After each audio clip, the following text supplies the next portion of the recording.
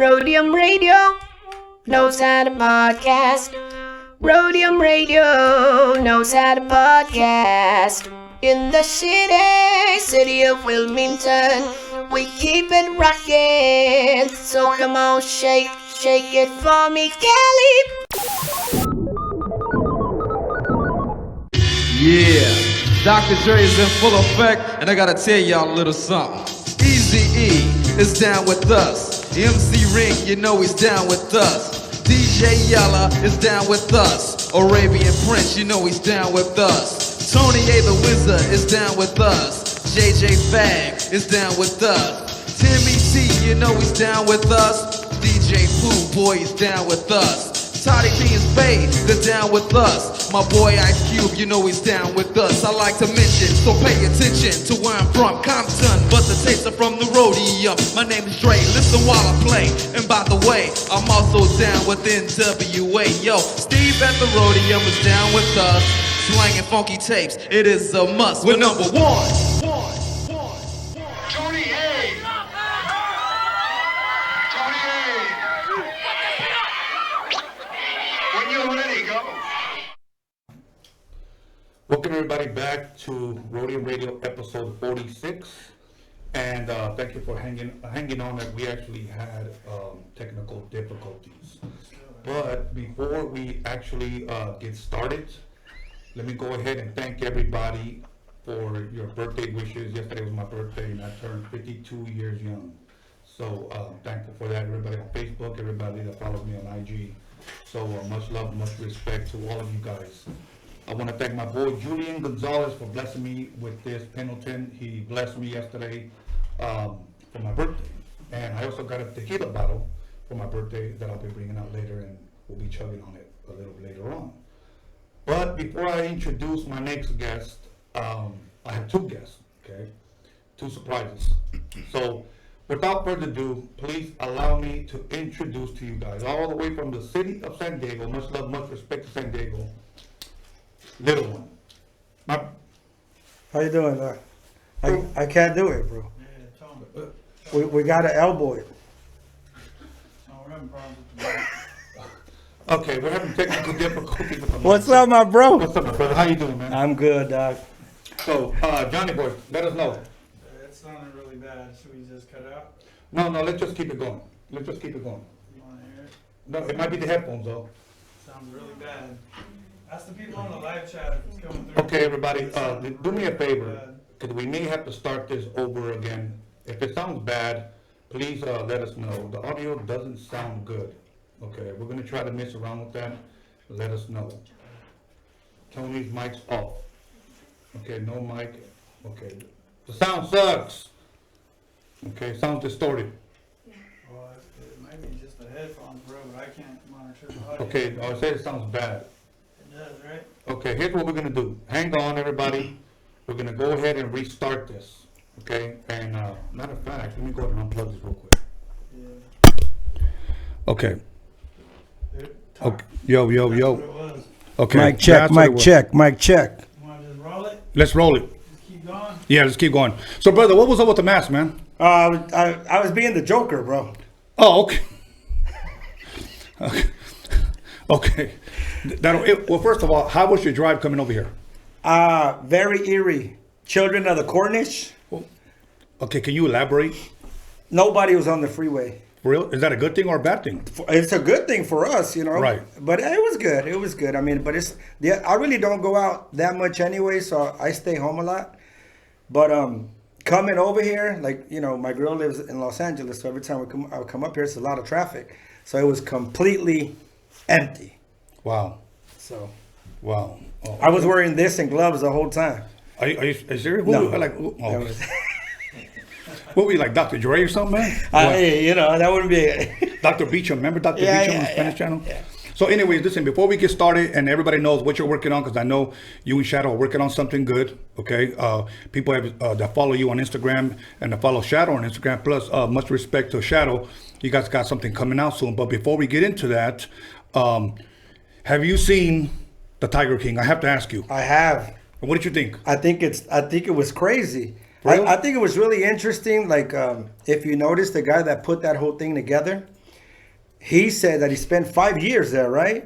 And he saw it go from from when they first started, like when they were struggling to do it, Right. and then when it was at its peak, then it was started going down, and then when it was over. But it was all based on greed. I know. It was all just greed, bro. There's a saying that says, I mean, speak a little bit closer, brother, so that people can hear there's you. a saying that says Ahí está bien. that there's enough in this world for everybody's needs, but not enough for everybody's greed. Everybody's greed. And that's what all that was about, you know. You know, the sad thing is that that's what this rap thing has become. Oh, yeah. Nobody wants to shine light on anybody. Nobody wants to help out anybody. And to be honest with you, that's why. And I'm sure there's others that are like me, or I'm like them, that are trying to shine light on people that never get any light shined upon. I always tell people that there's enough light and there's enough money to go around for everyone. That's right. But we need to help each other, especially in our raza and our community. That's right. You know, but you know, anyways, I'll tell you which movie I saw, and I recommend people to go watch. It's on Netflix también. I was never a Netflix guy until they started coming out recently with some good shit. Some good shit, yeah. Blood Father, going Mel Gibson. I haven't seen that. Oh, yeah. I ain't seen that. Yeah. His It's worth- daughter. Yes. Right? Yeah. Yes. That's a good one. It's Yeah. kind of old, but that's a good one. Yeah, it's worth watching. I thought it was pretty good. Spencer was good. Spencer, I haven't seen that one. That's a good one. It's Mark Wahlberg. Okay, I like Mark Yeah, Wahlberg. it's pretty good. It's a good one. Oh, is that the one about the police? Yeah, he was an ex-cop. He went to jail. He got out. It's a good movie. That one's good. Oh, you know what too? Ozark's got a brand new season. Who? Ozark. You haven't seen Ozark? No. Bro, you got to watch Ozark. It's a good series. I'm gonna have to check that one out. Yeah. John's the one that hooked me up with Tiger King. or John whatever. motherfucking Elkins. John motherfucking John Elkins, yeah. motherfucking Elkins. Yes, when he was working on the anal cream for women, he called me up and he called me up and he told me the bleach, and then the stripper glitter that's coming out Right, too. that's coming out soon. Yes, that All was right. coming, and other shit too. Other So, shit that we can't talk about right now. Not right now because right now. motherfucker be biting. Yeah, of course. So- I get it. Since the last time you were here, you know what's funny? This is episode 46. Right. And the last one you were at was episode 26. Oh, okay, so 20 So episodes if I bring ago. you back at episode 56, 666. 6. Oh my God. We'll be Wow. here. We'll do it. Okay. We'll have that surprise we've been talking about. You know what I'm saying? Yes. We'll That'll work. make that happen next time. Now, I don't know if I asked you last time, The Joker. Yeah. Did you watch that movie? Yeah. You liked it? Yeah, I loved it. I mean, you know why? I think that, like I was telling you the last time that I was here, like everyone, you know, Uno is crazy or whatever. Like that guy is borderline that guy. I believe it. That's why it was very easy for him to play that role. If you look at his acceptance speech at the Oscars, Yeah. like he's off. You know what I'm saying? But he Right. was saying some good shit. Yeah, so he's off good. He's off good. I mean, look, bro.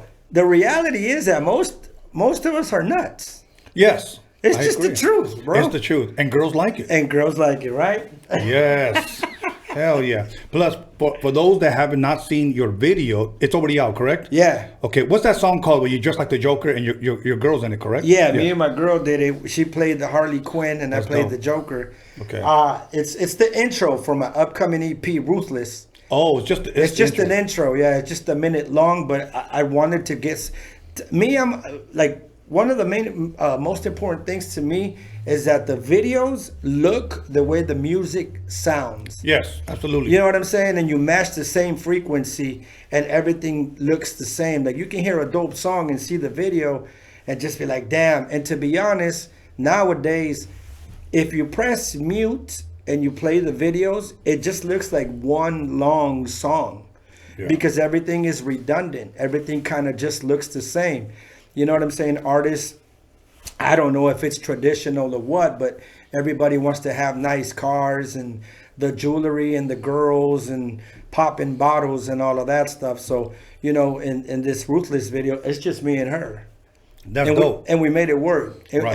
and we got like 3 or 4 more of those coming out that are nuts. Well, the visuals are, I believe, are important because I remember when I would have Quick's manager when I think it was like their first or second album when they first came out, and I would play him stuff, and he would never ever bob his head, and I always wanted to know if he liked my shit. Right. You know.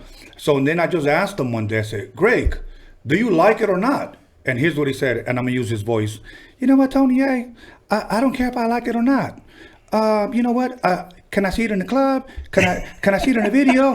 Can I hear it on the radio? You know, my thing is, how can I sell it? Right. And it was true. How can you sell it? And I think visuals really, really do help music. Now, for everybody out there that's doing videos, and especially if you're from the West Coast, here's what videos have come down to. The videos start with a guy blowing weed smoke out of his mouth in slow motion. Yeah. Okay. And then a girl throwing up the W. Then a girl in a bikini clapping. You know. Then the car. Yes. And then a red cup. Yeah, a red cup. Yeah. Right? Yeah. That's what we've come down to. Videos. That's what it is now. And it kind of sucks because a lot of people don't want to invest in a good director to take their video, if you will, to the next level. You know what? I did a video for the Still I Remain. I did it in the woods in Big Bear. We got a cabin over there, and we did it in the woods, and we used some of the cabin, and we got some actors and stuff. But you know, part of that video was it looks like a movie. Okay. And I kind of took that same formula for the recording process. You know, not sounding like everybody else. Remember I was talking about the artistic ability and all of that? Like, it's really, really important to me to go and record your music in your own lane. And that's what I meant about these videos that we see now. If you press mute, they all look the same. And most of the music sounds the same. Yeah. You know what I'm saying? So, again, at the end of the day, it's like you said, like, I do what I like to do. I do what I feel what's in my brain. I don't really go into the studio saying, make me something like so-and-so. Right. I kind of just go and do my shit. And it was like me and my girl were talking about the whole video thing on a Monday. We recorded it on the Wednesday, and we put it on social media on a Friday. Right. You know, and I think those are the type of things that come out, you know, more organic. You know what I'm saying? When there's not like all this thought and where the bitch is at, and you know, is a Lolo coming and let me borrow your chain, and you know, let's go to the bank and cash, you know, some ones or whatever the fake fuck, money. Yeah, you know what I'm saying. So again, to each his own. You know what I'm saying? Right. Like I really don't spend too much time looking at, you know. I stay in my lane. You know? Right. You know, and it isn't so much that we're putting those videos down. It's just we're encouraging them to be different. Yeah. You know, and I think that's why me and you clicked right away, was because what I liked about you is that you were different from everybody. Right. You know, and if people only saw, one day I'm going to go public with everything you send me daily, that shit is fucking hilarious, bro. You guys need to see this shit that he sent me on Instagram. And that laugh, that's the Joker laugh, okay? He coined that. As a matter of fact, he needs to patent that laugh. But we have such a great time. Yeah. But you know what, though, dog? The reason why, like you said, that we click is because it's authentic, man. Yeah. You're just being you. I'm just being me. And we're all a little fucked up. And we're all a little nuts. You know what I'm saying? We're just a little nuts. And the girls love it. Yeah, right? You know, dog, I mean, look, at the end of the day, if you look at any artist that's been out or whatever, there's a lot of artists right now that are just as good as Prince or as Dre or as Maxwell or you name it. Right. That don't give a fuck about being famous. I have a friend that is A1 artist, and he doesn't give a fuck about being famous. I think Ronnie Jerkins took him to the studio. Right. And he said, look, I'm going to sign you. I'm going to give you $200,000 up front. I just don't want any drugs or any liquor in here. And he's like, I'm on coke right now, and if I can't do my coke, I don't want to record. So thanks, but no thanks. And walked out with his little cup. You know what I'm saying? And he didn't give a fuck. But, you know, it is what it is, right? I would have stayed in there. I said, okay, fuck it, no drugs. Only on break. So now, you know what? Fuck, se me olvidó la pregunta que te iba a preguntar. You were going to ask me that when is the Joker Part 2 video is going to come out. See? Yeah, dog, come on. Here we are, dog, you know? Go for it. So, one of the things that I've always admired, like growing up, Oliver Stone was a great director. Yeah. Tarantino was a great director. Michael Mann. Like, those are directors that film movies in their own lane. Right. If you looked at their movies, you knew, oh, that's Quentin Tarantino. Yeah. Oh, that's Oliver Stone. And if you really look at the dynamic of that, like, that's the approach that I've always taken with music or even the visuals, because I've worked with directors that did like 15 back-to-back garbage ass videos, and then they'll get to, and they'll be like, finally something with some real content. You know what I'm saying? So, Yeah. So, like we did the Natural Born Killers theme on the next video. Okay, that's what I was gonna say. We did that. Yeah, we did that, and it's crazy, bro. And then we did another one, and our faces are painted too. And it's not even a name; it's a combination of fucking Annabellum and fucking The Nun and fucking The Exorcist, and we just turned it into one, That's dope. But it's interesting because it's like, I'm not afraid to just be stupid, bro, and just be goofy. You know what I'm saying? It's like most dudes, they have this machismo thing, you know, and and I don't know, maybe that's what they feel they need, you know what I'm saying? And I don't give a fuck, Okay. I leave Shadow the same messages I leave you every single day. Oh, man. See, What up, Shad? what up, brother? See, I don't even feel special anymore because I thought those were Tony A exclusives. I do have some exclusives that he's never seen, dog. Okay. Whatever you do, don't send the ones. Don't show them the ones when I take off my shirt. Oh, no. Those are exclusive, dog. All right. Gracias. Now, let me ask you a serious question, and I think we can all learn from this. What is one thing from this coronavirus, lockdown, shutdown, quarantine, whatever we want to call it, that you have learned? Is there anything you can take away from this experience? I mean, like I told you earlier, like typically I don't go out much, but my daughter's having a more difficult time because when I did go out, we go eat some lunch, we go have some dinner, we go walk at the mall, we go ride bikes, and we can't do that, like all the parks are closed. Right. But I mean, if you really think about it, this makes you or breaks you, and it tests. It's true. You know what I'm saying? Like being in the house. Like right now, it's me, my girl, and the kids just in the house. A lot of Netflix, a lot of donuts, a lot of ice cream, and a lot of exercise, and a lot of sex. Yes. Blam. But again, it does test you. Yeah. It does test you because you're spending a lot of time, indoors, and you I think Israel Adesanya, the UFC fighter, was saying, so even my girl was saying, some of these marriages that are broken might be repaired or might be over. Some of these people that have addictions, they might come out of it or might get worse.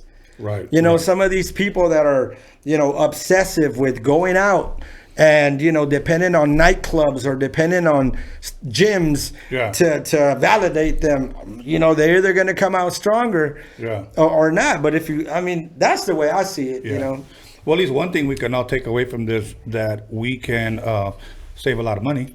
Save a lot of money. So, now the only thing that I am, how would you say, aguitado about is the gym is fucking closed. Yeah, that sucks. Because you could do calisthenics, you could do push-ups, sit-ups, all it's that not the stuff. same. It's not the same, bro. It's not the same. It's not like laying down on a fucking incline bench and bam. Just hearing the crackle, you know what I'm saying? Like, exactly, bro. All of that. Yeah, so that does suck, especially with like my pattern. Like I had told you, my schedule is I take my daughter to school, I go straight to the gym for 2 hours. Right. So now it's like I'm waking up later, you know what I'm saying? Yeah. And then it's like, okay, let me take this pre-workout. Now, if I take the pre-workout, I like internally feel I have to train. Right.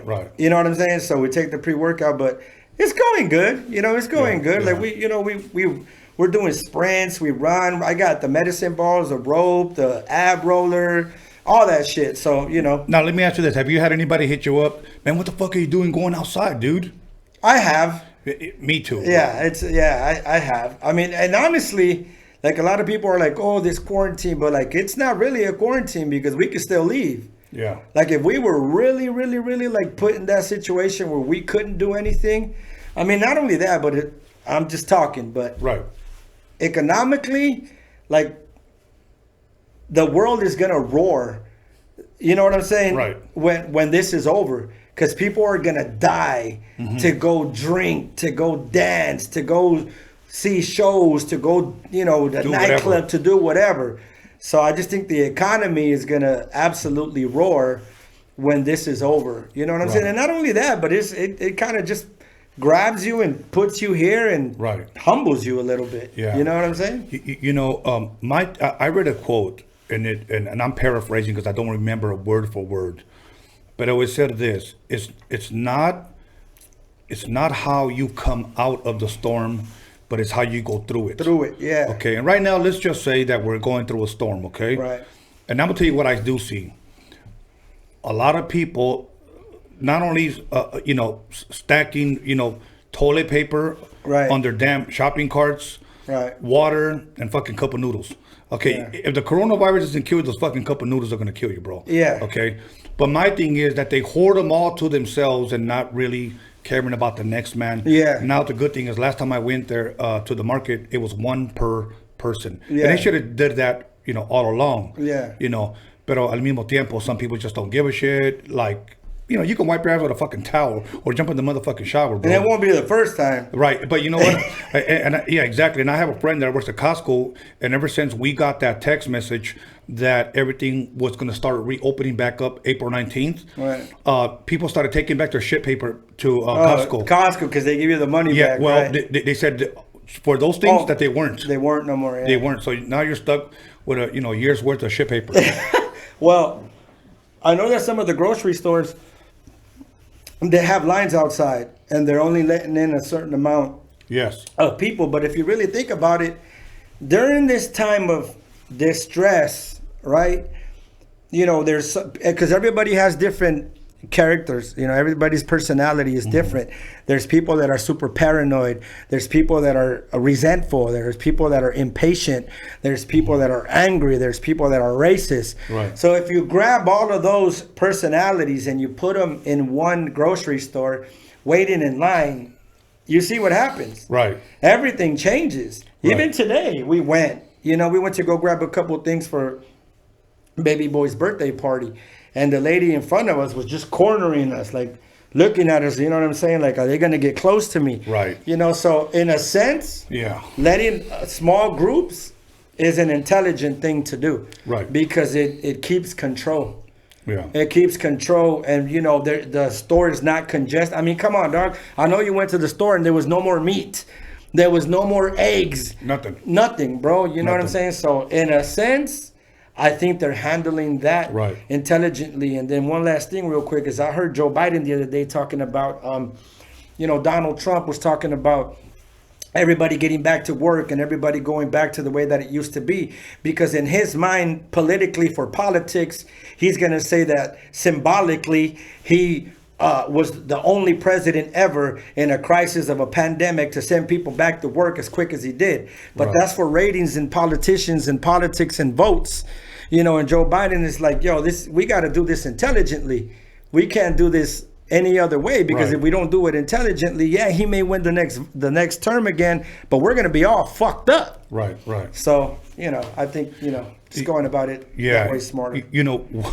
One thing that sucks is this, that during this time, it's almost like there's times I walked into Marcus and I felt like I was about to fucking sneeze, but I hold that motherfucker in. Yeah. Or if you cough, or if you have like allergies. Oh, right now, bro, if we go in there and we're like, you know what I'm saying? It was like, oh. Yes, like, dude, like, calm the fuck down. I just had one cough. Yeah. One. Okay. Conejo was telling me that his homie in Italy was telling him that if you fucking are in your porch, that they have fucking drones with fucking mics, like, get back in your house.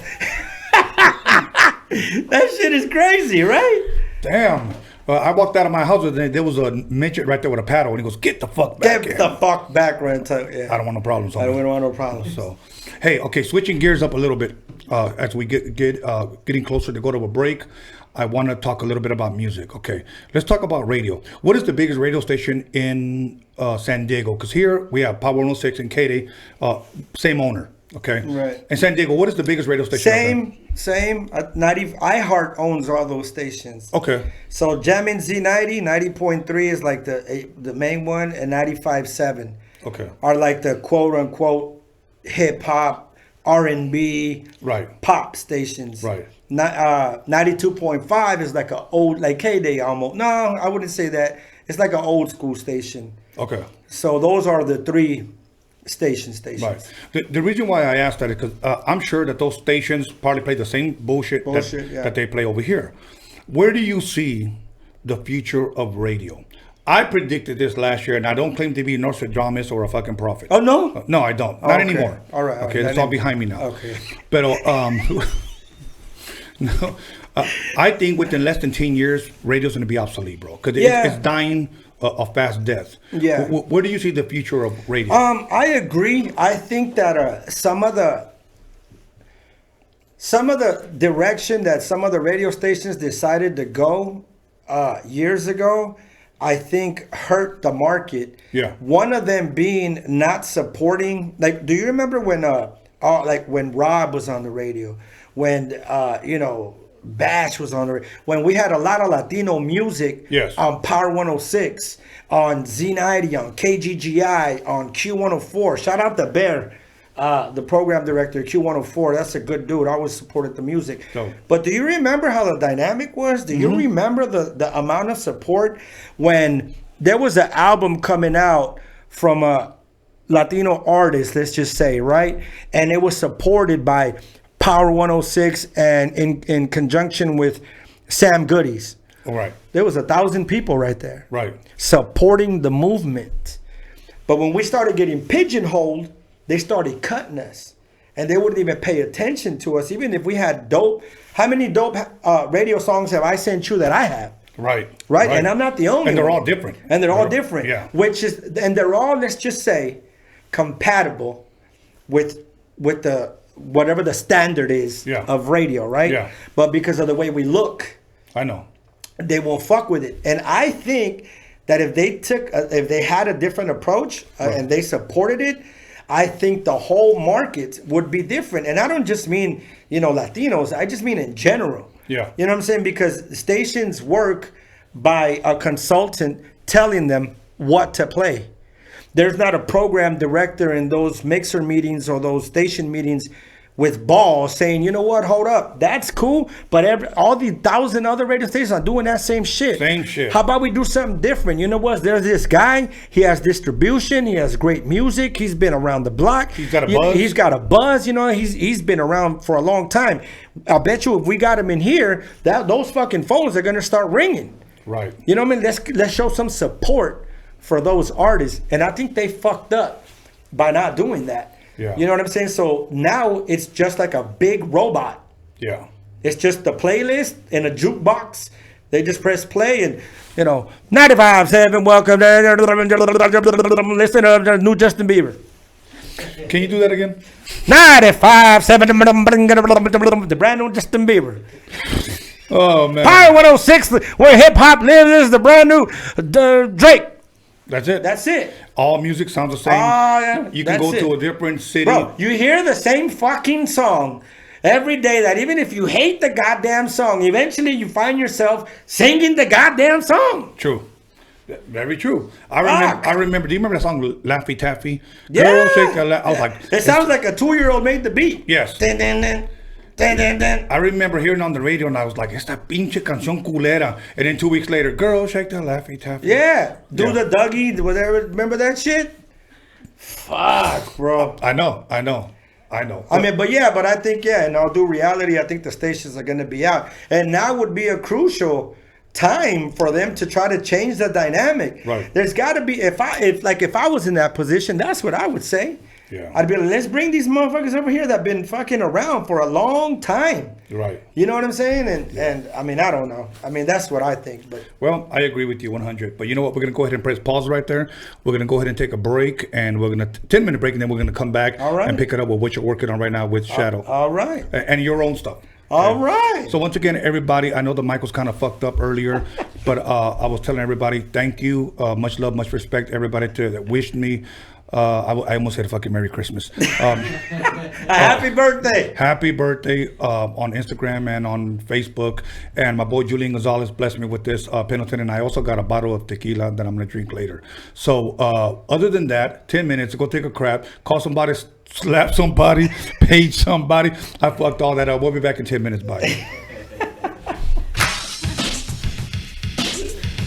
All right.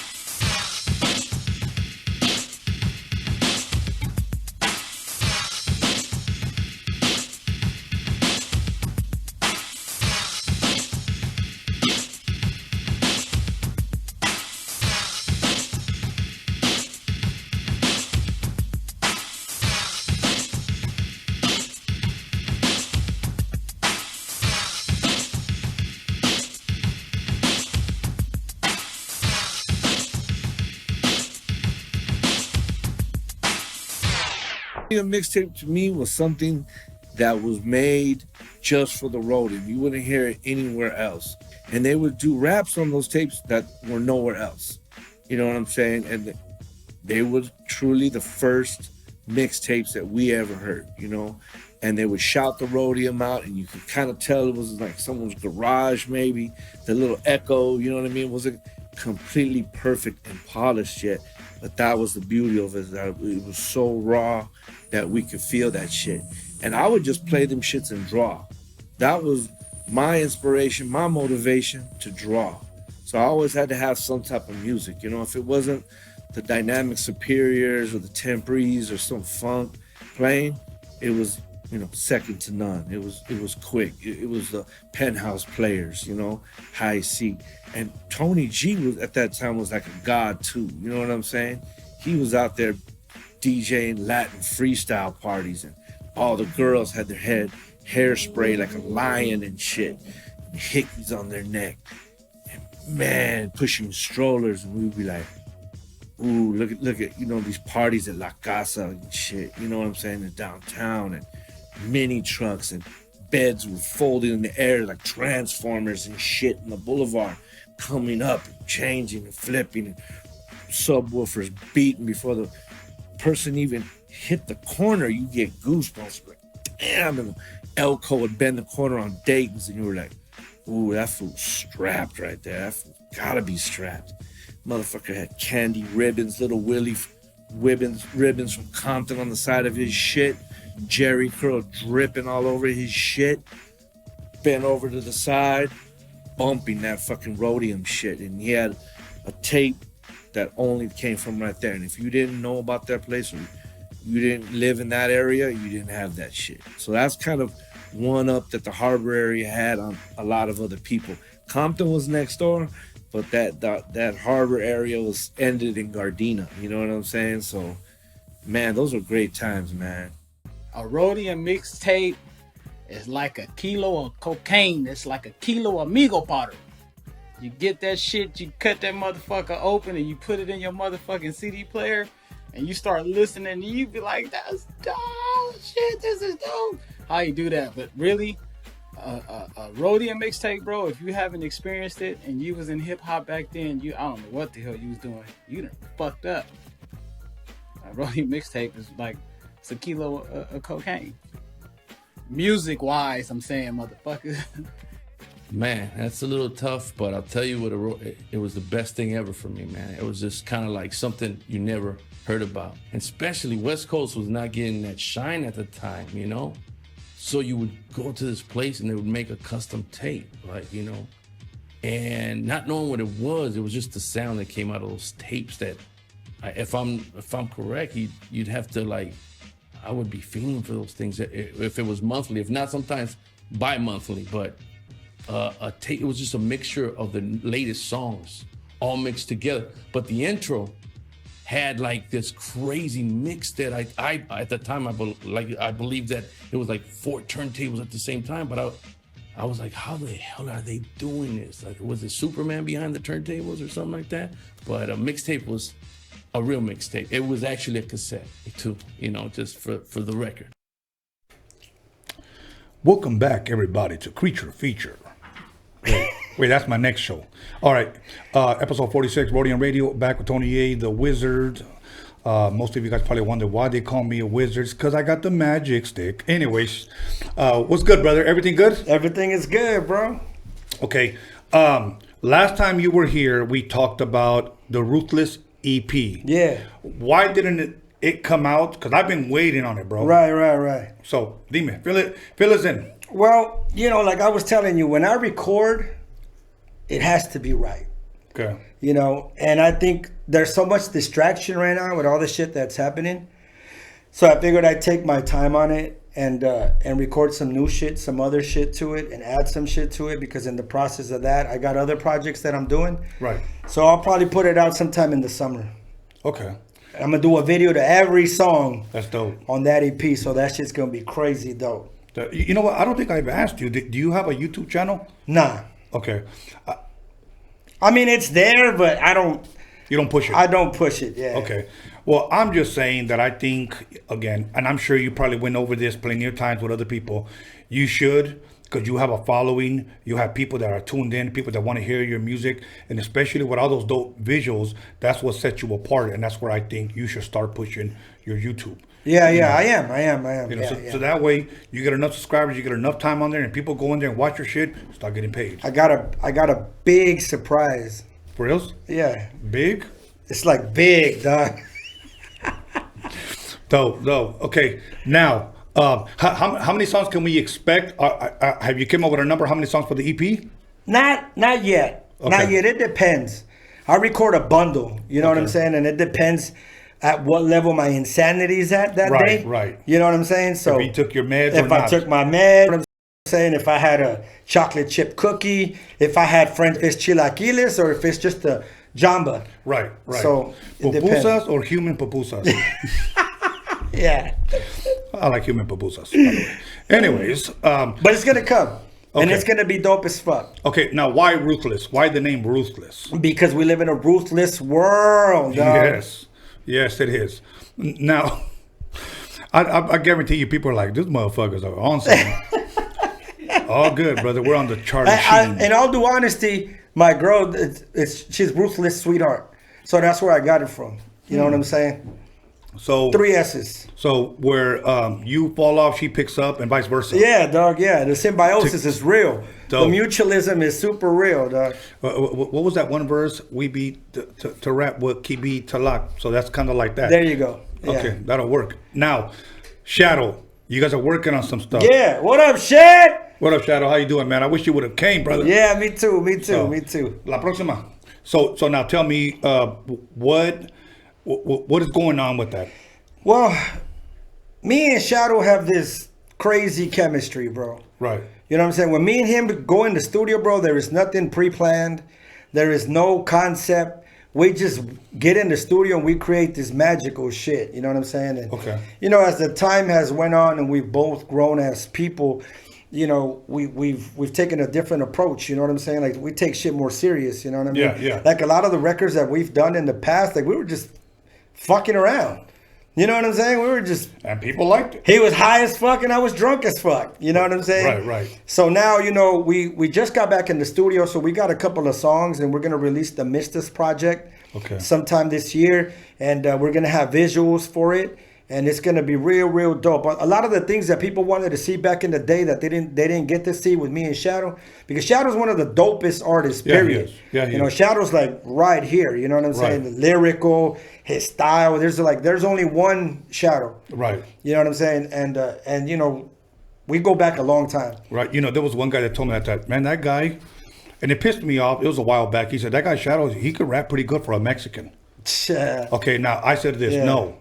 I said, he's just a dope rapper. He's a dope MC. Dope rapper. So. I mean, I listen to sometimes when I'm just on a drive, I'll listen to some shit he did 20 years ago and I'll be like, God damn. You know what I mean? I'll just send him a message, you know what I mean? Right. And not only that, but he's a dope ass dude. He's a good man, you know what I'm saying? Yeah. He's a good father, he's a good brother, he's a good dude. That's good. Now, why the name The Mistus Project? Or because that's Mr. Shadow and I'm Mr. Little One. We're the motherfucking Misters, dog. Good, dope. Well, I needed you to explain. So Yeah. And if you don't know, now you know.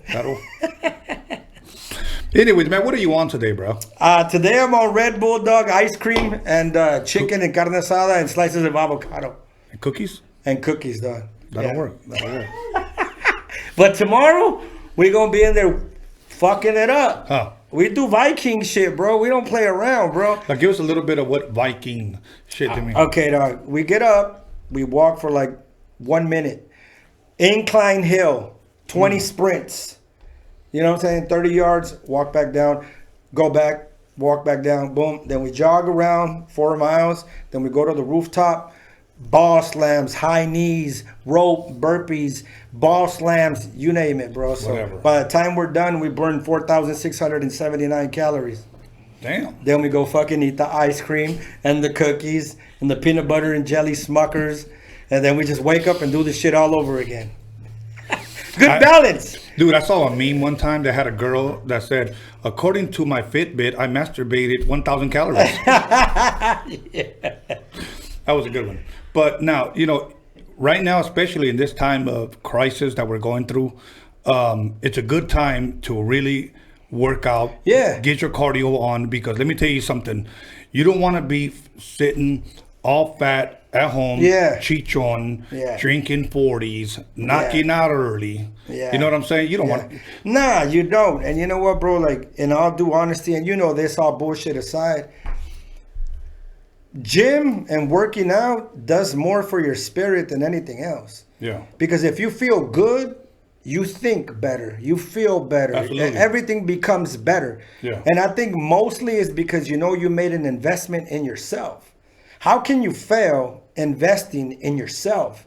And in order for you to it's like growing, right? Like if you water something Right. healthy and you see it blossom, well, in order for you to grow for the workout, you have to do the workout. So when you're done with your workout and the endorphins kick in, like how do you not feel good about doing something? Right. The best thing about doing something is knowing you did it. You know what I'm saying? So to me, like I didn't give a fuck about training back in the day. You know, all I did was drink 40s, like you said, eat fast food, fall asleep, repeat.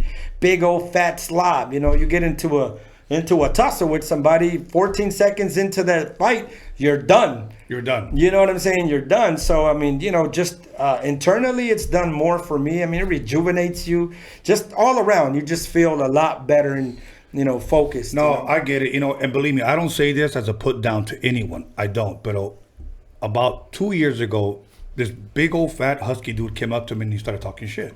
I don't know why. I think he got me mixed up with somebody, to be honest with you.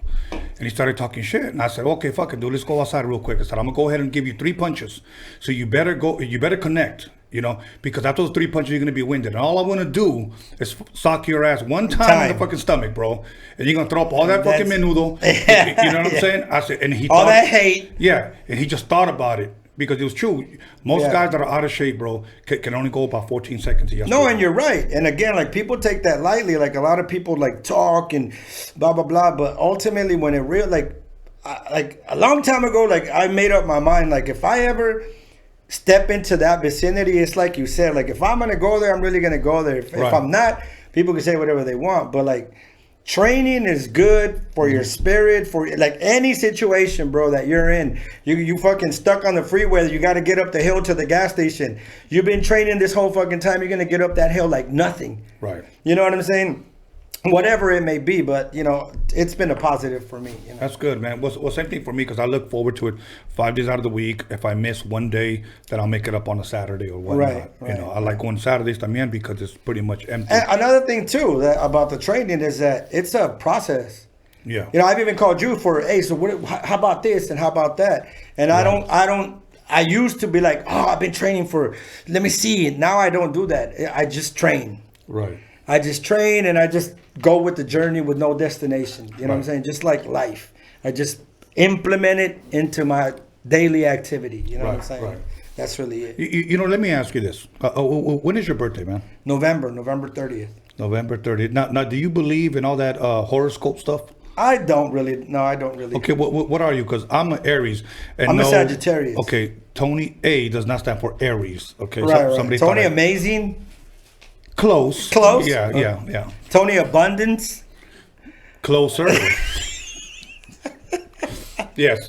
Pero, anyways, Tony Angeles. Hey, dog, right? Yes. Pero now, what the fuck was I going to say now? You were going to ask me about the blessed sinners, I think. No, the horoscope. Oh, the horoscope. Back to the horoscope. Yeah, that's right. So you don't believe in any of that stuff? I mean, you know, it's like my girl always says, we read it, and if it's good, then we take it for us. Yeah. If it's bad, we're like, man, fuck this shit. Who the fuck is going to believe that shit? Exactly. You're having a rough week. Yeah. You're going to go into some obstacles. Be strong. Man, fuck that. You're going to run into some finances that are going to go in your favor. Yes! You know what I'm saying? So, look, babe, look. Yeah, look. We start sending it to each other, exactly. Right? You know what? Sometimes you get a better message from a fortune cookie. Yeah. That's the same thing. You know, depending on what it says. Right. You know, like, yeah, fuck, you take a picture and you post it. You know what I'm saying?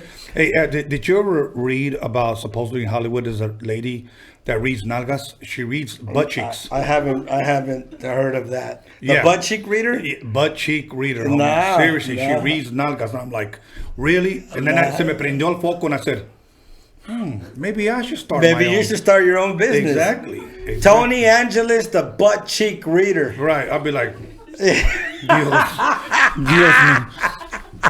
Seriously, and they'll be like, so what do you see? Hold on. Hold up. I'm not done yet. It's coming. It's coming. Whoa, hold on. Fuck. What the fuck are we on? Right. Anyways, see, I forgot again what I was going to ask. You were gonna ask me when in the living fuck Right. is the Blessed Sinners gonna come out? Yes. So first I gotta give a shout out. You know how many Mexicans there is in Alabama, dog? Tell me. Dog, there is a whole movement in Alabama. The homies Young Jefe Entertainment, what it do? We just did a venture. So the Blessed Sinners Project is kind of like this podcast. Like the Blessed Sinners Project is for like artists that have, you know, spent money on beats, spent money on features, spent money on promotional material, spent money on flyers, and they get nowhere. It's not the music, it's the exposure. So I always say, like, it's not like I have all this, but I have, like you said, I got a big fan base. Right. So it's basically giving exposure to other artists. So it's called the Blessed Sinners, and there's a lot of the up and coming artists, and then we got, you know, some of the established homies on there too. Okay. But we did a venture there. So Young Jefe Entertainment, they're gonna be coming out. They got some dope ass music.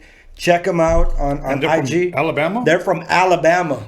Alabama, that shit is crazy, bro. But they're dope as fuck. Mentes Diferentes is on there. Official Prophet is on there. Oh, and shout out to Lottie and Doughboy. They'll be here. Yeah, on Wednesday. No, yeah. So anyway, go ahead. Yeah, and anyway, so the Blessed Sinners is coming out Cinco de Mayo.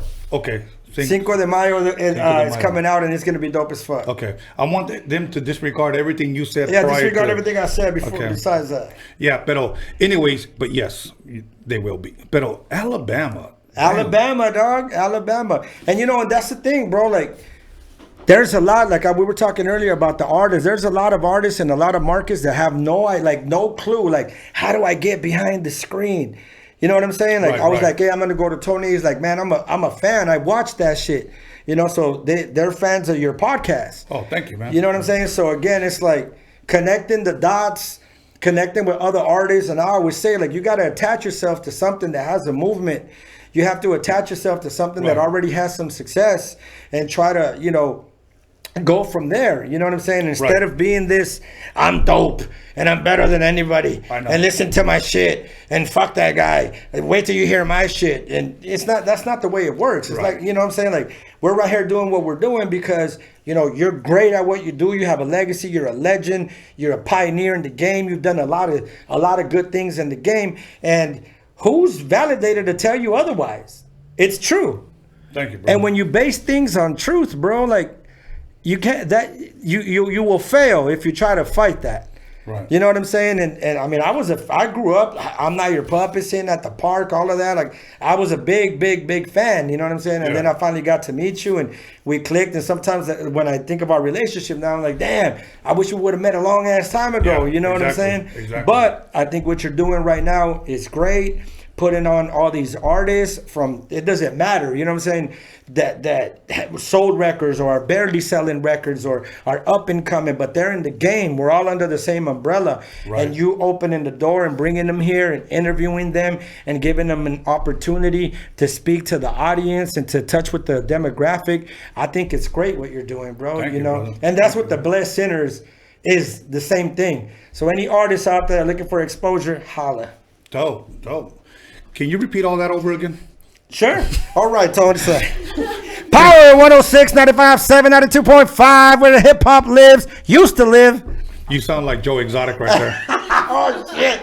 That dude was fucking nuts, bro. I know. Did you see his videos, his music videos? He like straight man. Yeah. That's crazy, bro. But hey, man, I do want to tell you thank you for inviting me and having me come out. Shout out to Eric celebrating his birthday, his 12th birthday. Yes, well, thank you for coming, bro. Thank you for coming. I really appreciate it. You know, you said something that I want to touch on. Sometimes I interview people that nobody's ever heard of. Okay, and then you get the owls. I call them the owls because they here's what they comment. Who? Right. And I just put a little emoji owl right there. Right. You know. So here's the problem with many times with our own people is that here's an up and coming artist that's looking for exposure, just like anybody else, is looking for a platform to be heard, to share their story, to let people know when to expect they're trying to make it. Okay. Yeah. And that's what I'm here for, to support that. Okay. Yeah.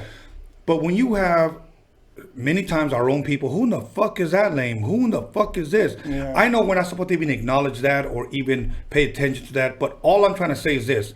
I am creating a platform where people can come, whether known or not. Yeah, you know what I'm saying? but that's great that you're doing that, because really what you're doing is you're giving them an opportunity to speak for themselves. Yes. You know, whether they make a fool out of themselves or whether they promote their music correctly or not, it's up to them. You're giving them a platform. And again, dog, like, you're a legend, you're a pioneer, and for you to open up the door and do that is great. So, you know, again, a lot of people think I'm nuts. A lot of people think I don't give a fuck. I'm who I am, and I'm gonna continue to be who I am, and that's it. You know what I'm saying? But yeah, I think you giving people the opportunity to come and express who they are. It's kind of like when all the Latin lockdowns all over the country are happening and an artist wants to open up. One of the things that I always tell them is, look, I can put you in front of the audience, but I can't make no one buy your shit.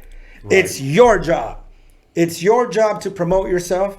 It's your job to record the music, whatever you decide to do. That's your job. People get it twisted. People think, you know, put me in front and we'll see. Like, you will see. Yeah. You will see. Right. You know, and, you know, we live in a game of consistency. We live in a game now with the internet where the fucking attention span is fucking 8 seconds. It is. Yeah. You know what I'm saying? What was hot yesterday at 1 is old news. Right. You know what I'm saying? So, you know, with this Roadium radio thing, I don't know how long it's going to continue to climb, okay? Within a span of, we're going on, let me see, next month, April 11th, it'll be 6 months. Right. 6 months, okay? We started with 238 subscribers the day we started September 11th, okay? So next month, it'll be 6 months. We got 14,700 subscribers now. Great. And all within a little bit over 5 months. Now, first of all, there's our fans that support me, and I'm very, very thankful. And artists that are watching right now, I want to tell them, submit your music to roadiumradio@gmail.com. Believe me, I will get it. People have gotten calls when they thought I had forgot about them. right. Like, dude, I traded my music like 3 months ago. I'll reach out to them on IG, and I was like, hey, can you give me a call? You know? Right. And they're like, oh, shit, I wasn't expecting it. Okay, another thing, let me add to that. I'm gonna give you some game to all the artists that submit music. Sometimes when people don't have a relationship with time and patience, because you need that in this game. Yeah. In this game, in the hip hop game, in the music game, like in training, if you don't have any time and you don't have any patience, you have no business in it. Because like you said, someone may submit some music. You may listen to the music 3 months later or whatever, and you're listening to it and you're about to send them a message. And because they got impatient, they'll say the wrong thing. What the fuck are you hating on my fucking music? Right when you were about to give them a call. Yes. So slow down, hold tight, and relax. Yes. That's what I always say. Some of the artists on the Bliss Centers would call me like, when is it coming out? I'd be like, look, it's going to come out when it's supposed to come out. That's it. We don't throw music just to throw music. Like, let's build a foundation around it so it's promoted correctly. Yeah. So there's visuals, there's a release date to look forward to, and everybody can expect it to come out. If the time isn't correct, then the time isn't correct. And I'm sure you get flooded with music. Yes, all the time. You know what I'm saying? So not only that, but another thing too, bro, is like, no one that's doing better than you is going to talk about you. You know what I'm saying? So for all the people that have some shit to say, and that means they don't have anything better to do. Because if you really have some shit to say to somebody, you will wait till you see that person and say it. Right. You know what I'm saying? So Yeah, no one that is doing better than you is going to say anything about you. You know, I think, what was that one quote? It's kind of like the same thing, but it's said opposite. Oh, I know which one it is. A ver. When your dreams turn to dust, vacuum. That was by the Joker. Yeah, by the Joker. No, there was one that said something like, have you ever seen your hater doing better than you? That's what I mean, dog. Yeah, Yeah. it's not true, dog. One thing that I learned in this business, and this is a quote that somebody told me at Disney. He said, one thing about the music business is this: you got to hurry up and wait. That's right. And technically, like, it's kind of fucked up, but like, this game is 10% music, 90% business. Yeah. You know, especially before. You know what I'm saying? Right. Like, I don't know. Like, I think it went backwards. Like before, when music was dope, it did something. Release dates meant something. Records meant something. In stores. Yeah, in stores. You know, I would go buy it, open it, and fucking see who produced what. Right. You know what I'm saying? Nowadays, the dope records don't mean anything. Now the game is flooded with so much stupidity that the good music gets watered out. Yeah. You know what I'm saying? That's true. That's true. You know what? I'm going to ask you a question. I don't think I asked this last time you were here, but what is, in your mind, Chicano rap? I mean, again, that's just a pigeonhole. Yeah. You know, a lot of people give me a lot of shit because I would say, like, man, I don't want you to consider me that. I mean, like Shadow was saying, you don't fucking go into the store and Akon is a African artist or Eminem is a white rapper. You know what I'm saying? Right. Like, that's not the way it works, bro. Like, we're just artists that happen to be Mexican. Right. You know what I'm saying? It's nothing that I'm not proud where I come from and the culture. Like, I love that shit. I wouldn't change that shit ever in my life. Like, I'm 100% pure, raw, and uncut ghetto life. You know what I'm saying? I come from the hood. Right. I was raised in the neighborhood. Fucking mazapanes, fucking soccer, fucking tamales, fucking drive-bys, walk-bys. Mangoneadas. All that chamoy, shit. Todo. saladitos. Everything, bro. Zarapes, you know what I'm saying? He said zarapes. Everything, you name it. And I love that. Nalgonas. And I love that, dog. But, you know, at the end of the day, like, as artists, we can't let someone just pigeonhole us like that, dog. I know. You know what I'm saying? So, I mean, you know, I don't know. I'm not down with that, you know. No, I agree. I agree. And there's a lot of people that lately they've been getting mad at me for me even asking artists that. Like, dude, what are you trying to say? I'm a Chicano rapper. I'm cool with that. If that's what you want to be considered, Then cool. that's fine. Yeah, then cool. The bad thing is this. For an example, let's just say my son who is 20 years old, okay? And he wants to start rapping. Right away, oh, Chicano rapper. No, Yeah. he's just a rapper, dude. That's right. You know, you haven't even heard his music. That's right. You know, and he's already a Chicano rapper. So Yeah, but see, that's what I'm saying. Like, where did that begin?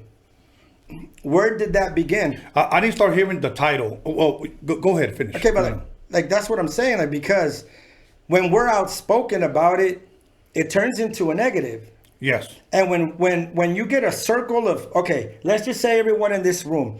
Everybody in this room is inspired to be better. Yes. Everybody in this room has an objective to wake up and do something productive and positive. Therefore, the frequency in this room is compatible with everybody in this fucking room. When you get in a room with a bunch of fuckheads, then they're going to say fuckhead shit. Like they say, losers hang out with losers. Yeah. Crackheads hang out with crackheads. Haters hang out with haters. So when you get a room, my friend Issa used to always say, there's more bad people than good people, more fake people than real people.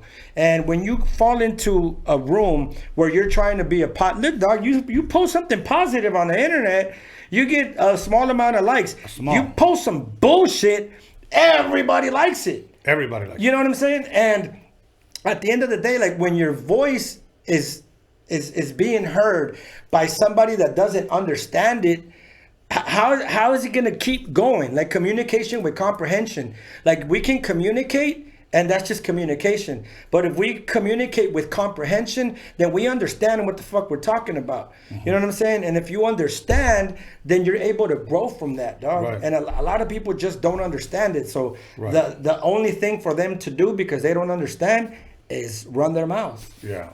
You know, here's another thing. There's another quote that I read that said this: sit down with winners, the conversation will be different. That's right.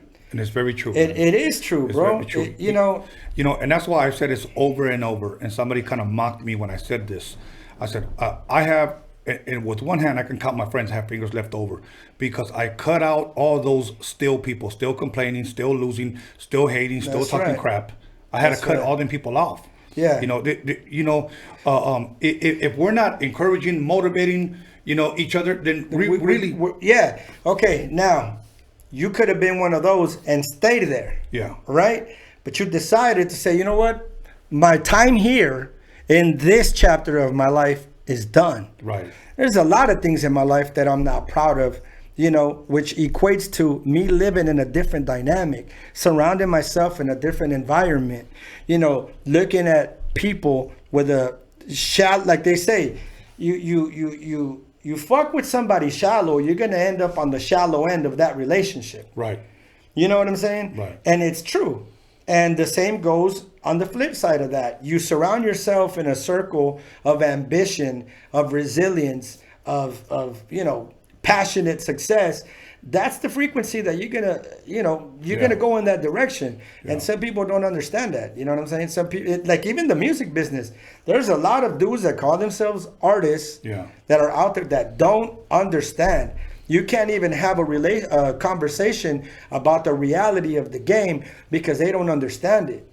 They just don't understand it. You know what I'm saying? They're fucking, my shit is out and I recorded this album and I spent this money and because it did this, this is what it is. And it's not like that. I have so much music, bro, put away that I decided not to release because it's not the right thing to do yet. I got a big surprise. Dope. At this time, because we're running out of time, any shout outs you want to give, anything you want to mention, anything you want to say, you want to give a dance, you want to do the arm wave, whatever you want.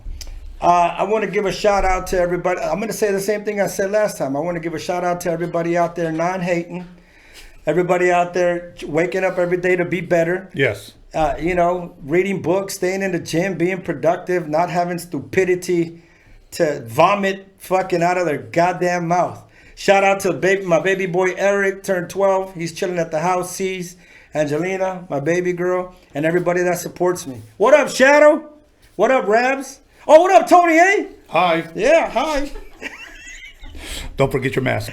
Yeah, I'm gonna put this shit back on, y'all. Yo, dope. I'm about Okay. to fucking get back in the Everybody, motherfucking- we're gonna go ahead and take a 10-minute break. So call somebody, text somebody, page somebody, slap the shit out of somebody, let them know that we have a special guest coming up.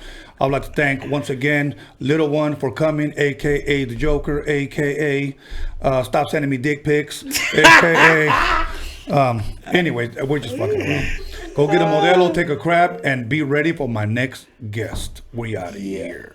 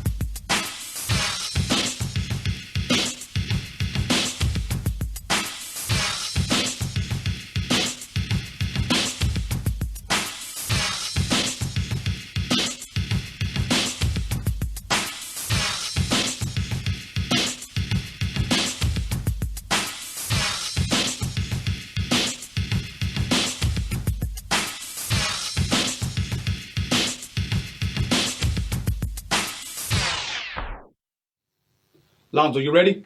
Yeah, I'm ready. You ready? Yeah, I'm ready. You sure? Motherfucker, I'm ready. Goddamn.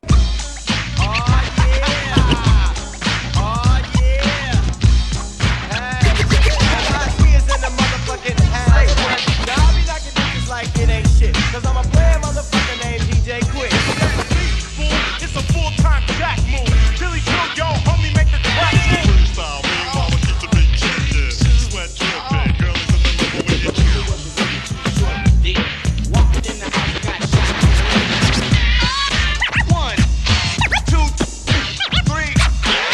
Motherfucker, don't down this shit. Granddaddy.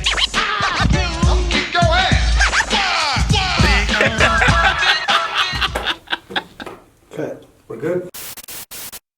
And we heard about this young kid from the Harbor area named Tony A. And he was a DJ, Holmes, and he was going in with the big stars, you know what I'm saying? And he was like one of us going in and infiltrating inside of all these MCs, you know what I'm saying? A Roadium mixtape is just mixed of different types of music, no matter what genre it is. And like I said, it's like making your own musical movie. When La Raza came out, man, even the amount of sales of the single of La Raza that got moved out of the Roadium was crazy, bro. And that song just got played and was played in all the stands over there. And I was blessed to go back one time even to see it, and I want to say in 91 or 92. Although they were not black, they were Oriental, Asian, whatever you want to call them, they were cool. And they embraced everybody, blacks, Latinos, whoever came to the swap meet to want to buy music, they were record people. Hey Tony, drop that what bass? I bet. My name is the Croft, the C-R-A-W-F-O-R-D, the poet high C. Tony A the wizard, just as cool as a visit, sticking out his tongue, stabbing pussy like a lizard. Ooh, so sorry, homie, I didn't mean to say that. Steve is in the house, come on, won't you play that funky dope beat? You know you gotta throw me some Stanley ass Croft coming straight from the Roadium. You are now about to witness Tony A. Get funky. Tell her where you're from. You don't think I'm living, well, fuck you. Who knows Saturday night in LA? Yo, feeling kind of fancy. Stop what you're doing, cause I'm about to ruin the image and the style that you used to. What the hell are you looking for? Can a young man make money anymore?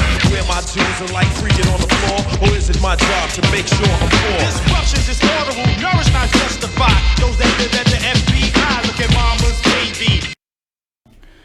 Welcome back, everybody, to Roadium Radio episode 46. I decided to drink after next break because I'm going to probably start getting all tartamudo on you guys, so I don't want to do that just yet. But let me go ahead and introduce my next guest, a very special guest for me because he's from the Harbor area, okay, from the city of San Pedro. 2004, this album came out, and he had a dope-ass song called, I hope I don't butcher it, Estúpido y Creído. Dope-ass fucking song, okay?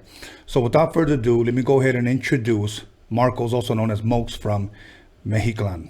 Yeah, Did I say that right? That's correct, Tony. Dope, bro. Yeah, dope, yeah, the Grand Wizard right here, baby. It's an honor, man. Let's get this. How you doing, man? You be good? Here. I'm happy, man. I'm glad to be here, even with all the circumstances. But yeah, hey, man, we here. Well, you know, I would ask you how was the drive coming over here, but it's only a hop, skip, and away. Man, a hop, skip, man. I got dropped off. Well, I drove here, waited right there by the school. But you know, it's easy, man. This is home right here. You know what I mean? Dope. Come out here, get some seafood, go to La Paz, eat me a cocktail or something. You know, since the '80s, man, been doing the same thing. That'll work. You know, before we get into your 2004 debut album, which to me, that song that I mentioned was my shit. Okay, oh, man. You know, sad to say, eventually right. We'll get into. Somebody may say, why isn't Leon or Sam here? We'll get into that for sure. But I already said where you're from, the city of San Pedro. Is that where you've always grew up at? Yeah, born and raised, man. I'm an '80s baby, 1980, December 1st. You know, raised right there in the Rancho San Pedro projects, and you know, the rest. What was that, off of 2nd Street? Off of 2nd Street, yeah. Okay, off of 2nd Street. You know what's so dope about this, man? I had MC Pancho here not too long ago. Much respect to MC Pancho. Shout out to Pancho. Yeah, and I told him like this: in the '80s, we probably would have never have been able to talk because me being from Wilmington, him being from Pedro, whatever. Yeah. But as you grow up, you learn to, you put away childish things. Right. You know what I'm saying? Right. And so I'm thankful and I'm glad that I've lived to be 52 years old. Oh yeah, it's a blessing. Yeah, it really truly is a blessing. A lot of people don't believe me, but yes, I'm 52 years old, and honestly, I'm loving it. Oh yeah. There's a lot of people that don't like growing old, but I don't mind it. Right. I'm with you, man. I feel the same way. And before we go any further, let me just wish you a happy belated birthday, man. Thank you. And it's a blessing, man. You're looking good for your age. You right there, man. Half of 100. You straight. Half 100. You heard that here. So now, what schools did you attend in San Pedro? In San Pedro, I went to Barton Hill Elementary School, so I'm a Cougar. Barton Hill, yeah. Dana or Dobson? I went to Dana on 15th Street, graduated there. And then from there, of course, just went a block up to San Pedro High School, graduated there, class of 98, you know what I mean? Okay. Played ball for 3 years, baseball, that was a dream, alongside with the music thing, you know what I mean? But, yeah, so, that was my thing. It was sports, music, hip hop, you know what I mean? That's really what, encompassed my whole life, growing up. It was really hip hop, first love, then, you learn to play the sports. So I was really good at that or whatever, and that was just my pastime. Loved it, Did you play baseball for Pedro? I played baseball for Pedro High 3 years, That's dope, man. I had a good little run. Once varsity came, I didn't get much playing time, you know what I mean? And, a lot of politics, we like to say, you ain't getting, you on the bench, you want to make any kind of excuse. But, I mean, it is what it is, it's a lot of variety in San Pedro. You got a mix of everything, you know what I mean? And our excuse, me and my buddies, we in the yearbook. They got a picture of us all lined up on the bench, and it's like bench buddies. So shout out to my homies. You guys know who you are. Dope. Now, being raised in a Mexican home on 2nd Street in the city of San Pedro, what kind of music would you say you were raised with? What would your mother, what would your father play growing up? Man, great question, Tony.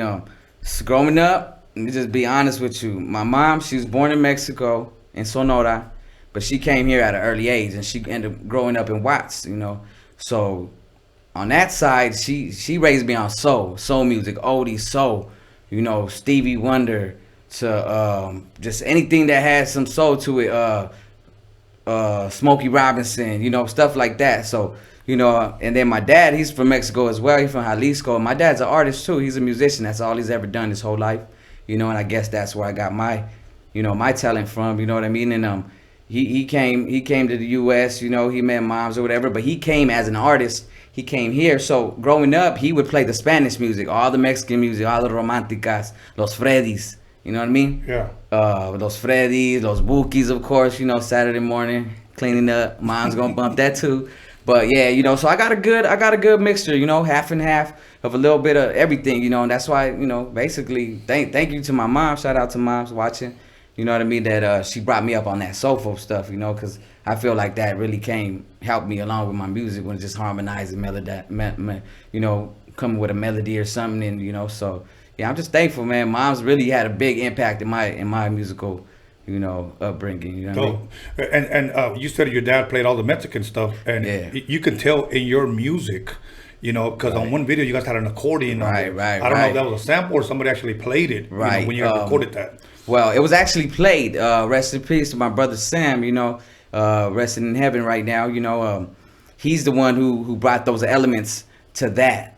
He would play. He could play anything. Okay. He could play anything. He was the talented one. You know what I mean? I always like to say, he was a living legend at the time. Now he's a legend in a different way. You know what I mean? But yeah, like he brought those elements. Because he was an artist already signed to a label. And he had a group, he was in a norteño group, Los Chavalos del Norte, Los Chavalos, and Now, but for people to understand who you're talking about, this is a guy because your album in 2004 had two artists, you and him. Yes. Okay, that's what we're talking about. Now, Yes, when did you meet him? Because he's originally from San Pedro as well. Man. Yeah, he's born and raised in San Pedro as well, and the way I met him was growing up in the Rancho Projects. I lived on 2nd Street, and he lived on 1st. His family lived on 1st. Shout out to the Vargas family.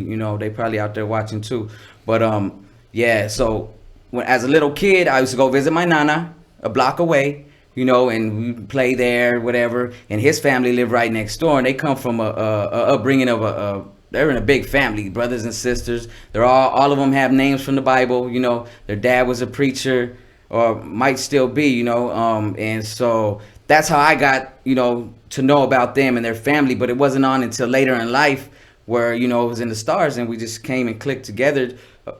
My father, he had a relationship with my father, like a personal relationship with my father before I even got to really kick it with him like that and bond with him like that. They would go down to my dad's garage, and my dad would show him some things on the guitar, and he would show my dad some things, and, you know, so there was clicking like that, which is crazy. And then, you know, I knew him from around the neighborhood, and I knew his brothers, growing up with his brothers and things like that. So I would just pass by, watch them do their thing, give him a look, and, like, you know, because I know he was, not to say he was a knucklehead, but he was into some, you know, he was into that lifestyle, you know what I mean? And so I would look at him like, damn, you really in my garage right now, like kicking it with my pops? So that was always crazy. To me, that was like the crazy thing, how we just ended up just, you know, right, coming working together like that. Yeah. Now, was he a lot older than you? He wasn't a lot older than me, but maybe I'll say a good 5, 6, 7 years, maybe. Okay. If anything. They called him, or his name was Sem? Sam, yes, S-E-M. And that's the name from the Bible. Okay, and they called him Leon. Leon, and that's because his voice, he had a distinctive voice, you know what I mean? Like, if you were to hear him sing right now, he would like this whole room up, this, you know, you would just feel the passion and he just had that voice, you know what I mean? And that's what he was known for, his voice. Well, your style of rapping on that one song and hearing his voice on the chorus, it went together. You know, so the chemistry was there.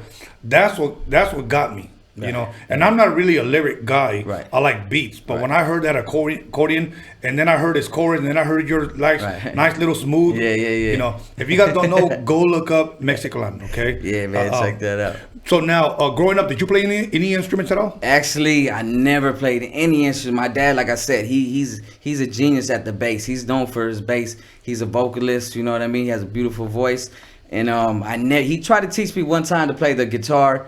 It was probably one day, and he had me down there in the garage, and my fingers started hurting, and it wasn't for me. But I totally regret it. Like, growing up, if I could trade my talent right now, I probably would love to know how to play a guitar or some kind of an instrument. You know what I mean? So looking back, I wish I would have. But I was, like I said, I was into sports and hip hop. You know, it was all about hip hop. Now, growing up as a kid, or I should say as a youngster in Pedro, what was some of your early, if you will, memories of when you first heard hip hop?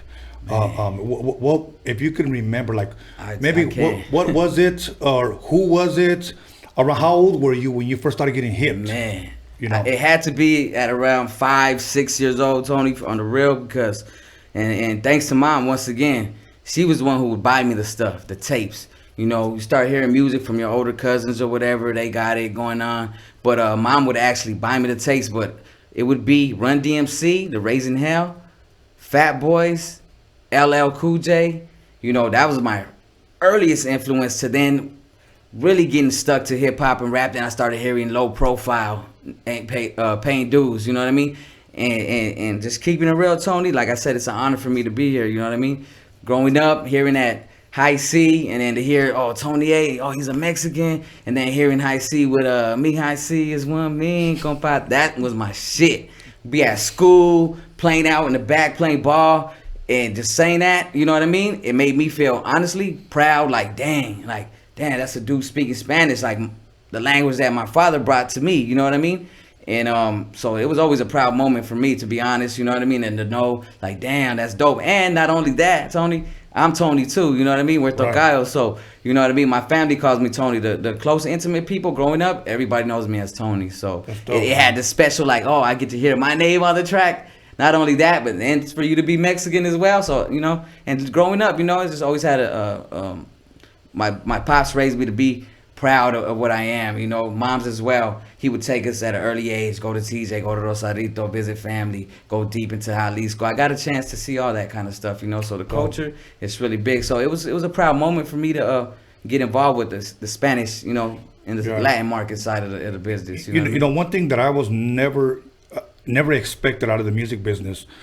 was before I got a record deal, I was releasing mixtapes, and they were being sold at the Roadium swap meets. I would say after about a year, people started coming up to me and started asking me, "Hey man, are you Tony A?" And I didn't know how to take that because I was still hanging out with my homies from the neighborhood. So I didn't know if they were looking for me for some dumb shit. But the majority of the time, it was, "You're the guy that makes those tapes." Huh? And I was like, "Oh yeah.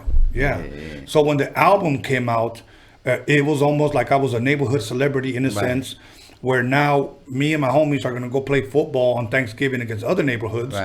And they were like, "Oh, who's Tony A?" And I'm thinking, "Shit, this guy wants some pedo, you know?" But they were like, "Oh no, I got your shit, man. I like those mixtapes." Dope. So now it's almost the same thing. Now that I'm doing the podcast, I'll go buy a pizza or I'll go buy somewhere, and I'll meet people that are looking at me. And I always have to remind myself, they probably recognize me, you know, but I still can't say that I've gotten used to that. And I get you because on the flip side, looking at you, like I see what's going on with you, and that's dope to see. Like it's you're getting your just due now, even from people that knew you from the past, but to see you, you know, you had a history in hip hop with some major names, you know, like my favorite songs and people that I look up to, you've dealt with them, you've worked with them, you know what I'm saying? And that's a piece of me, you know what I'm saying? I am DJ Quick, I am Eazy-E, I am Snoop Dogg, Bone Thugs and Harmony, whoever it may be. I take a piece of all that. Tony A, whether it's just knowing how to listen to music and hear what sounds right, and how you know, you're the producer, you know.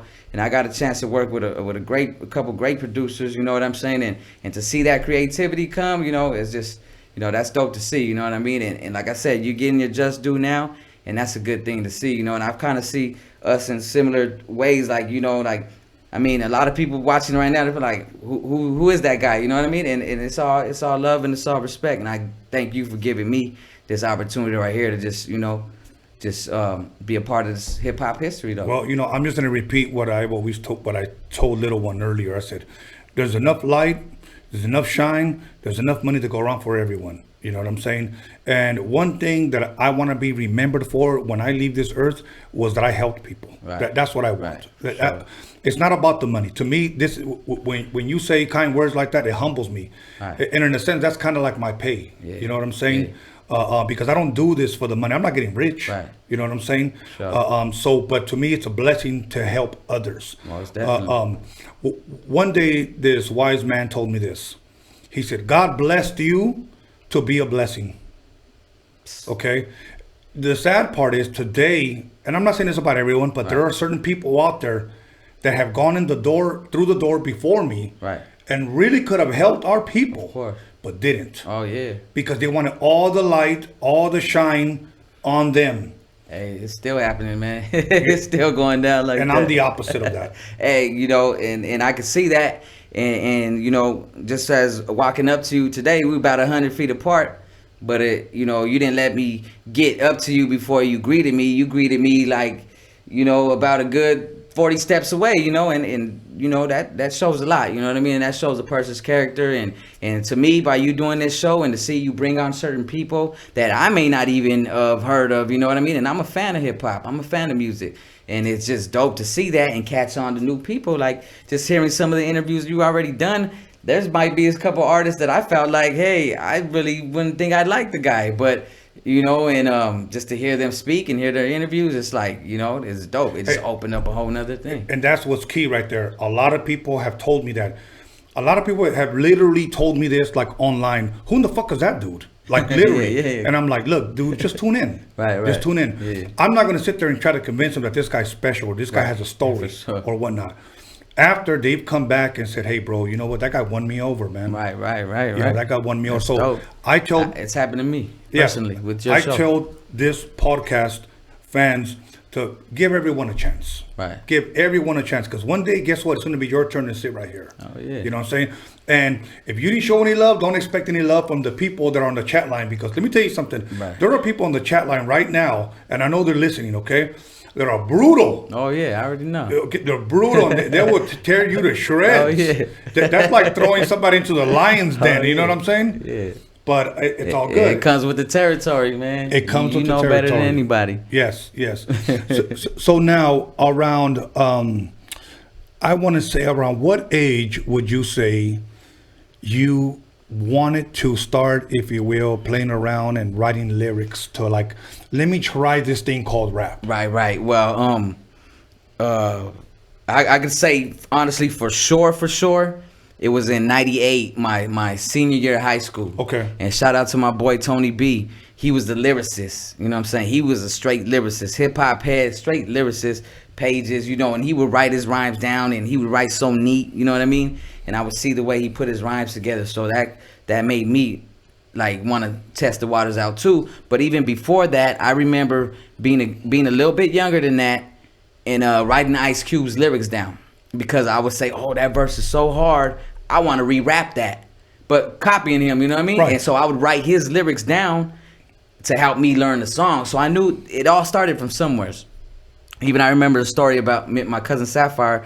You know, she liked this song or this oldie or something, and I wrote it down to learn it, you know, because I wanted to sing the song. So it was always something with the pen and the paper that caught my interest, as far as like, you know, being artistic with something, you know, just bringing somebody's lyrics, putting them onto the paper, learning them. So that's kind of how it started, you know. And like I said, in 12th grade, then here comes, you know, actually figuring out, okay, my boy's rapping.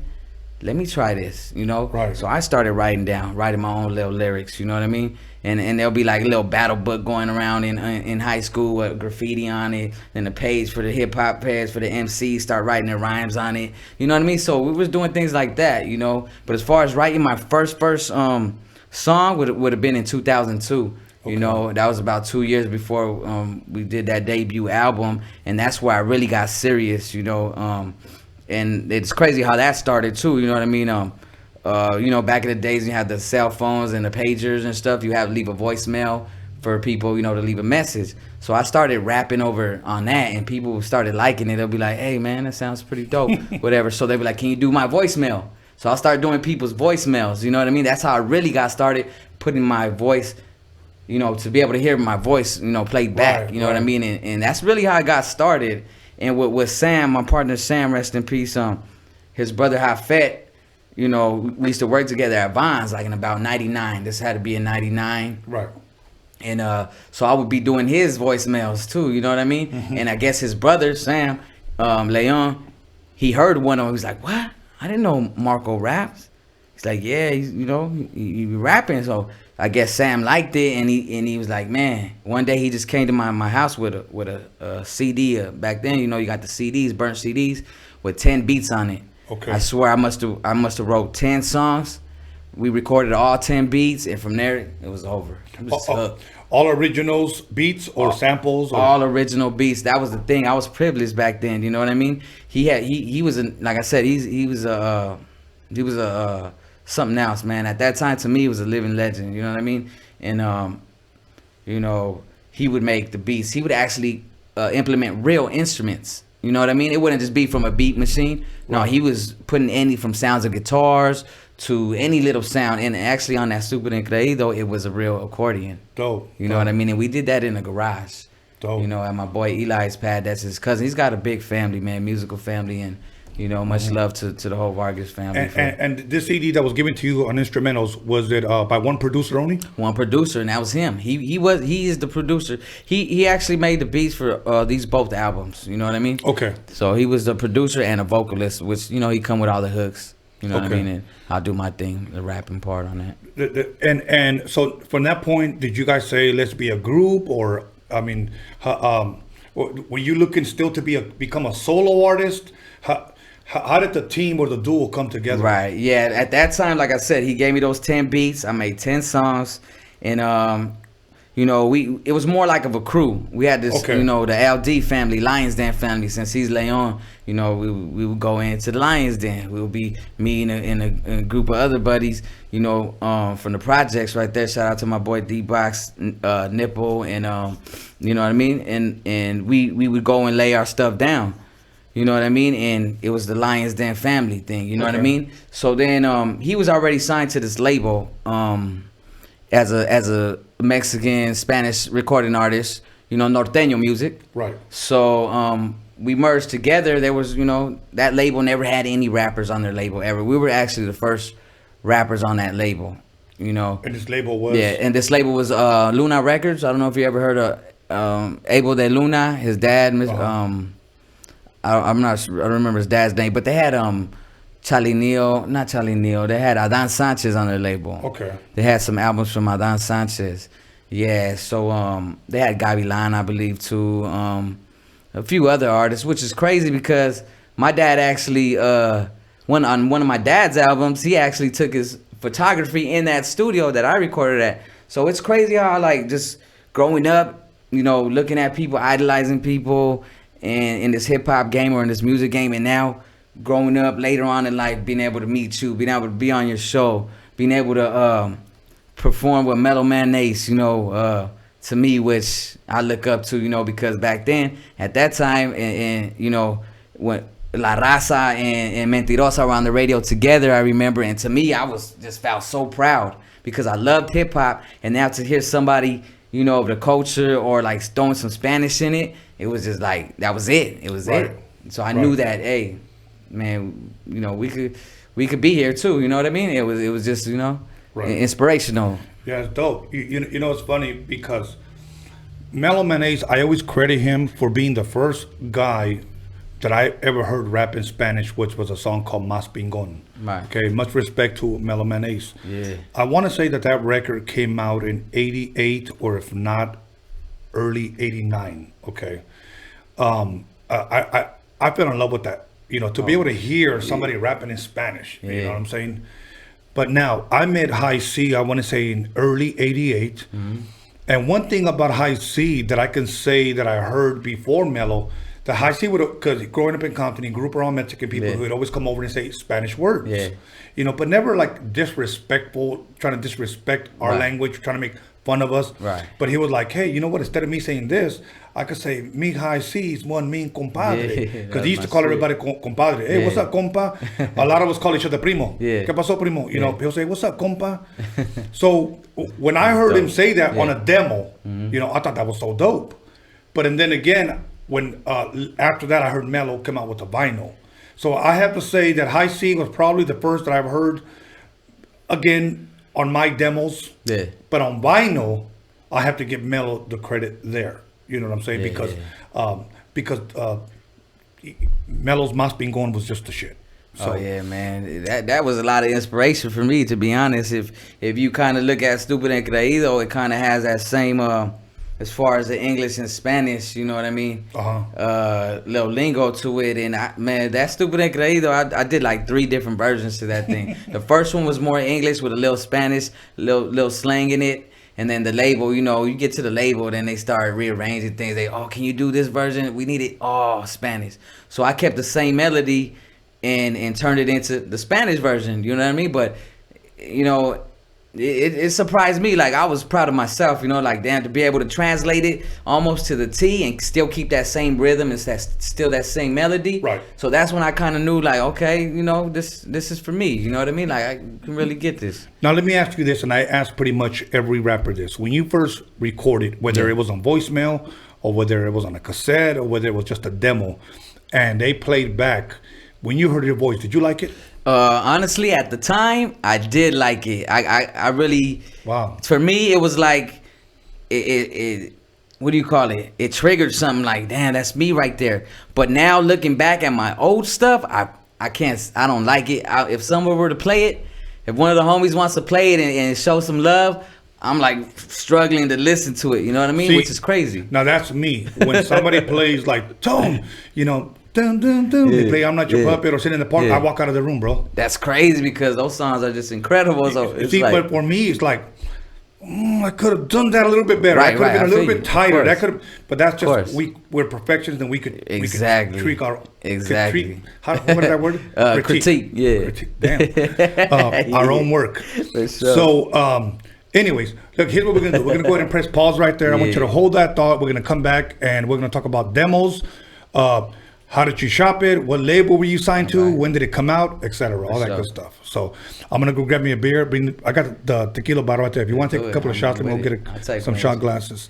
So once again, everybody, call somebody, text somebody, pay somebody, slap the shit out of somebody, let them know that Mexiclan is in the motherfucking building. You know what I'm saying? See you guys in a bit.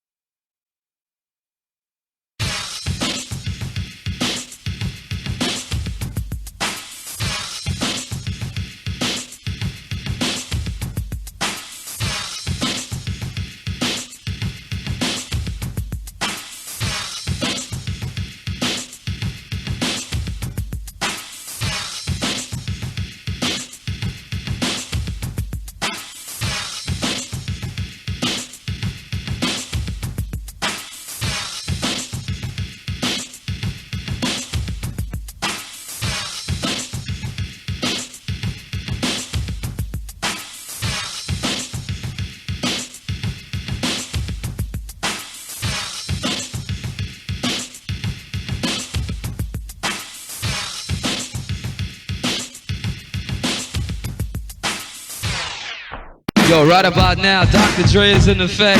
Cold tearing shit up with my man Steve at the Roadium swap meet.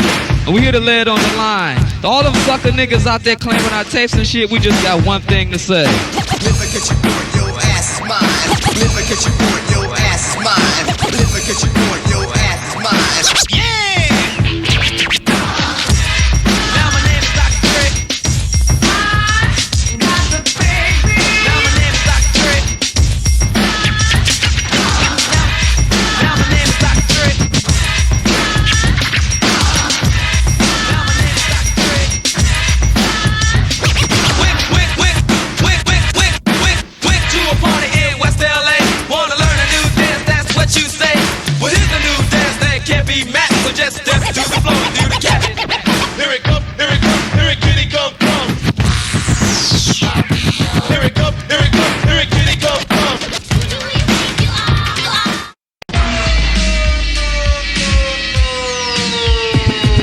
Ice Cube getting dumb at the Roadium with the funky drum, and you know my man Steve can get some.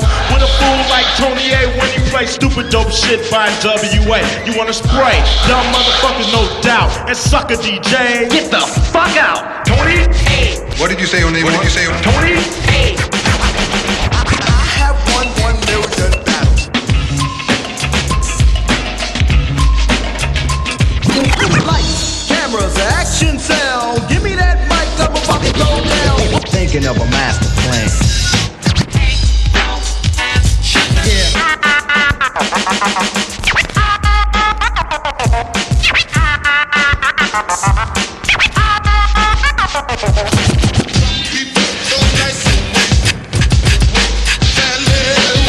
This story's funny.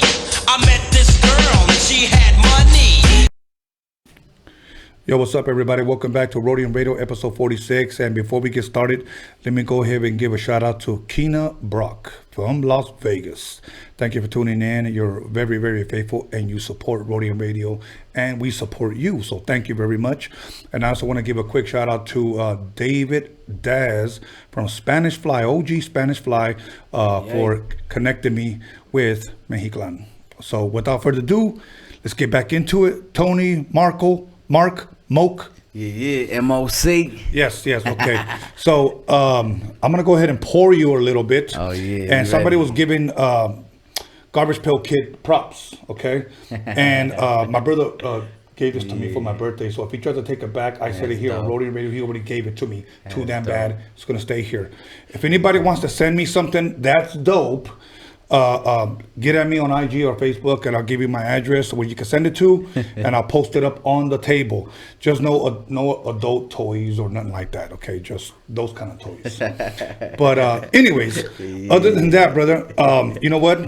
I saw you finish up a beer. I'm gonna pour you a quick shot. I sip on mine because I've been told that I'm a lightweight online, and I'd rather be known as a lightweight than a fucking drunkard. But you asked me something during the break. Do you remember what you asked me? Oh yeah. I was asking you if you ever ate any edibles, you know? No, human edibles, yes, but never not edibles as far as like weed or drugs. That's right. You know. Yeah. But no, I know you asked me as well too. You know, do I smoke? And I said no. I never smoked cigarettes. Never smoked weed. Edibles. I never tried that shit, man. I don't know. You know, maybe that's a little. That's why I think I look young, you know what I'm saying? So I think that's probably what helps me. Because people always say when you smoke a cigarette, it's like a fucking another nail in the coffin, bro. Yeah, I gave that up. I'm going on 3 years without a cigarette. So, for real? Yeah. Do you still miss it or no? Nah, I don't, to be honest. I think more I was just smoking it to be, you know, cool. I don't know. Yeah, cool. And, you know, it did give you that little feeling, whatever. But I'd rather just stick to the marijuana, man. I'm cool with that, you know. Now, do you think you could, I'm not encouraging you, so people don't get mad at me. Do you think you could ever quit smoking weed? To be honest, I don't think so, and that's being real. I had to for a little bit of span. I did a Prop 36 program one time, so I had to go 16 months without smoking. Shit. I went 10 months straight, and then I just fell victim to the missing it. You know what I mean? So then I had a couple dirty tests, and then I got my act together and just really cut it cold turkey, and then got through the program. From there, I never turned back. I love to smoke. You know, I get the enjoyment of, you know, Or smoking a little bit of, a little bit of that good stuff, You- it ain't the devil no more. It's a whole different age. Yeah, you know what's funny? Like how little one is. I'm always like a hyped up dude. Right. So the time when I was a teenager and I did try it, I was like, it happens. And that's not me. It still happens to me. Yeah. You know, that's not me. And I ended up knocking the fuck out. And I'm like, okay, I paid for that when sleep is free. So pay or just sleep. So that's it didn't make sense to me. I mean, I give you props, man, for not getting into that. That's like right now it's like rolling the world right now. That medical marijuana and CBD and all this. But I'm gonna bring you a gift though. If I'm privileged to come back again, Tony, I got a gift for you. I'm gonna bring you some cookies, Nacho Granny's cookies. Shout out, that's what they call Nacho Granny's cookies. So you got to be careful with these. If not, you just give them to the next man next. But to these you. are the kind that are gonna have me like butt naked. They gonna no. You know, on top of my refrigerator. Nah, but it's gonna have you like tingling inside. And oh man, yeah. I mean, you do that when you know you ain't got really no task at hand to do. You know what I mean? Okay. But yeah, it's dangerous. Because I don't want you to fucking give me the cookie, then you're gonna see me outside butt naked doing the kickworm. Oh no, it ain't sure, Tony quote. All right, fucking do the kickworm shit. Just imagine seeing my ass on the table right here, knocking over all my that's shit. A fucking But centipede right anyways, there. let's take a little sip. I'm with it. Let's get it. Mexiclan. Salud, man. Salud. Rest in peace, your brother. Yes, sir. Big Shemi Loc. Rest in peace, baby. Love you. Now, you guys started. You guys said you guys started working on demos in a garage. Mm-hmm. Was that his garage, your garage, or that was his cousin Eli's garage? Okay. But that was working on that specific track. We'd work on a couple songs there, but we'd mostly be at Sam's house in the projects. That's where we all grew up. The Lions Den family. We'll come together, make these songs. We just had tracks. Right. We could have made a couple albums. And Now, those tracks, were they more like Spanish music orientated, or were they more on the gangster, the hip hop, or? Yeah, honestly, it was more on the hip hop tip. You know what I mean? Because the Spanish came, it was something that we had to really do because of the situation we were in. He was already signed to a Spanish label, so that's kind of what they were looking for, to go to the Latin market. But the crazy thing is, the music we were doing organically and naturally, it was just straight hip hop. I don't even think minimal Spanish words used. If anything, I would bring a Spanish word to the table. My boy D-Box would come through, but he's from El Salvador, so he would come through with his little flavor, you know what I mean, and put a little Spanish, whatever. But it wasn't nothing major. We weren't going for that. We really was just like hip hop artists trying to just express ourselves in the truest form to hip hop. You know what I mean? And honestly, I feel it's a blessing that I got the opportunity to do it in Spanish. I didn't know I could do it like that.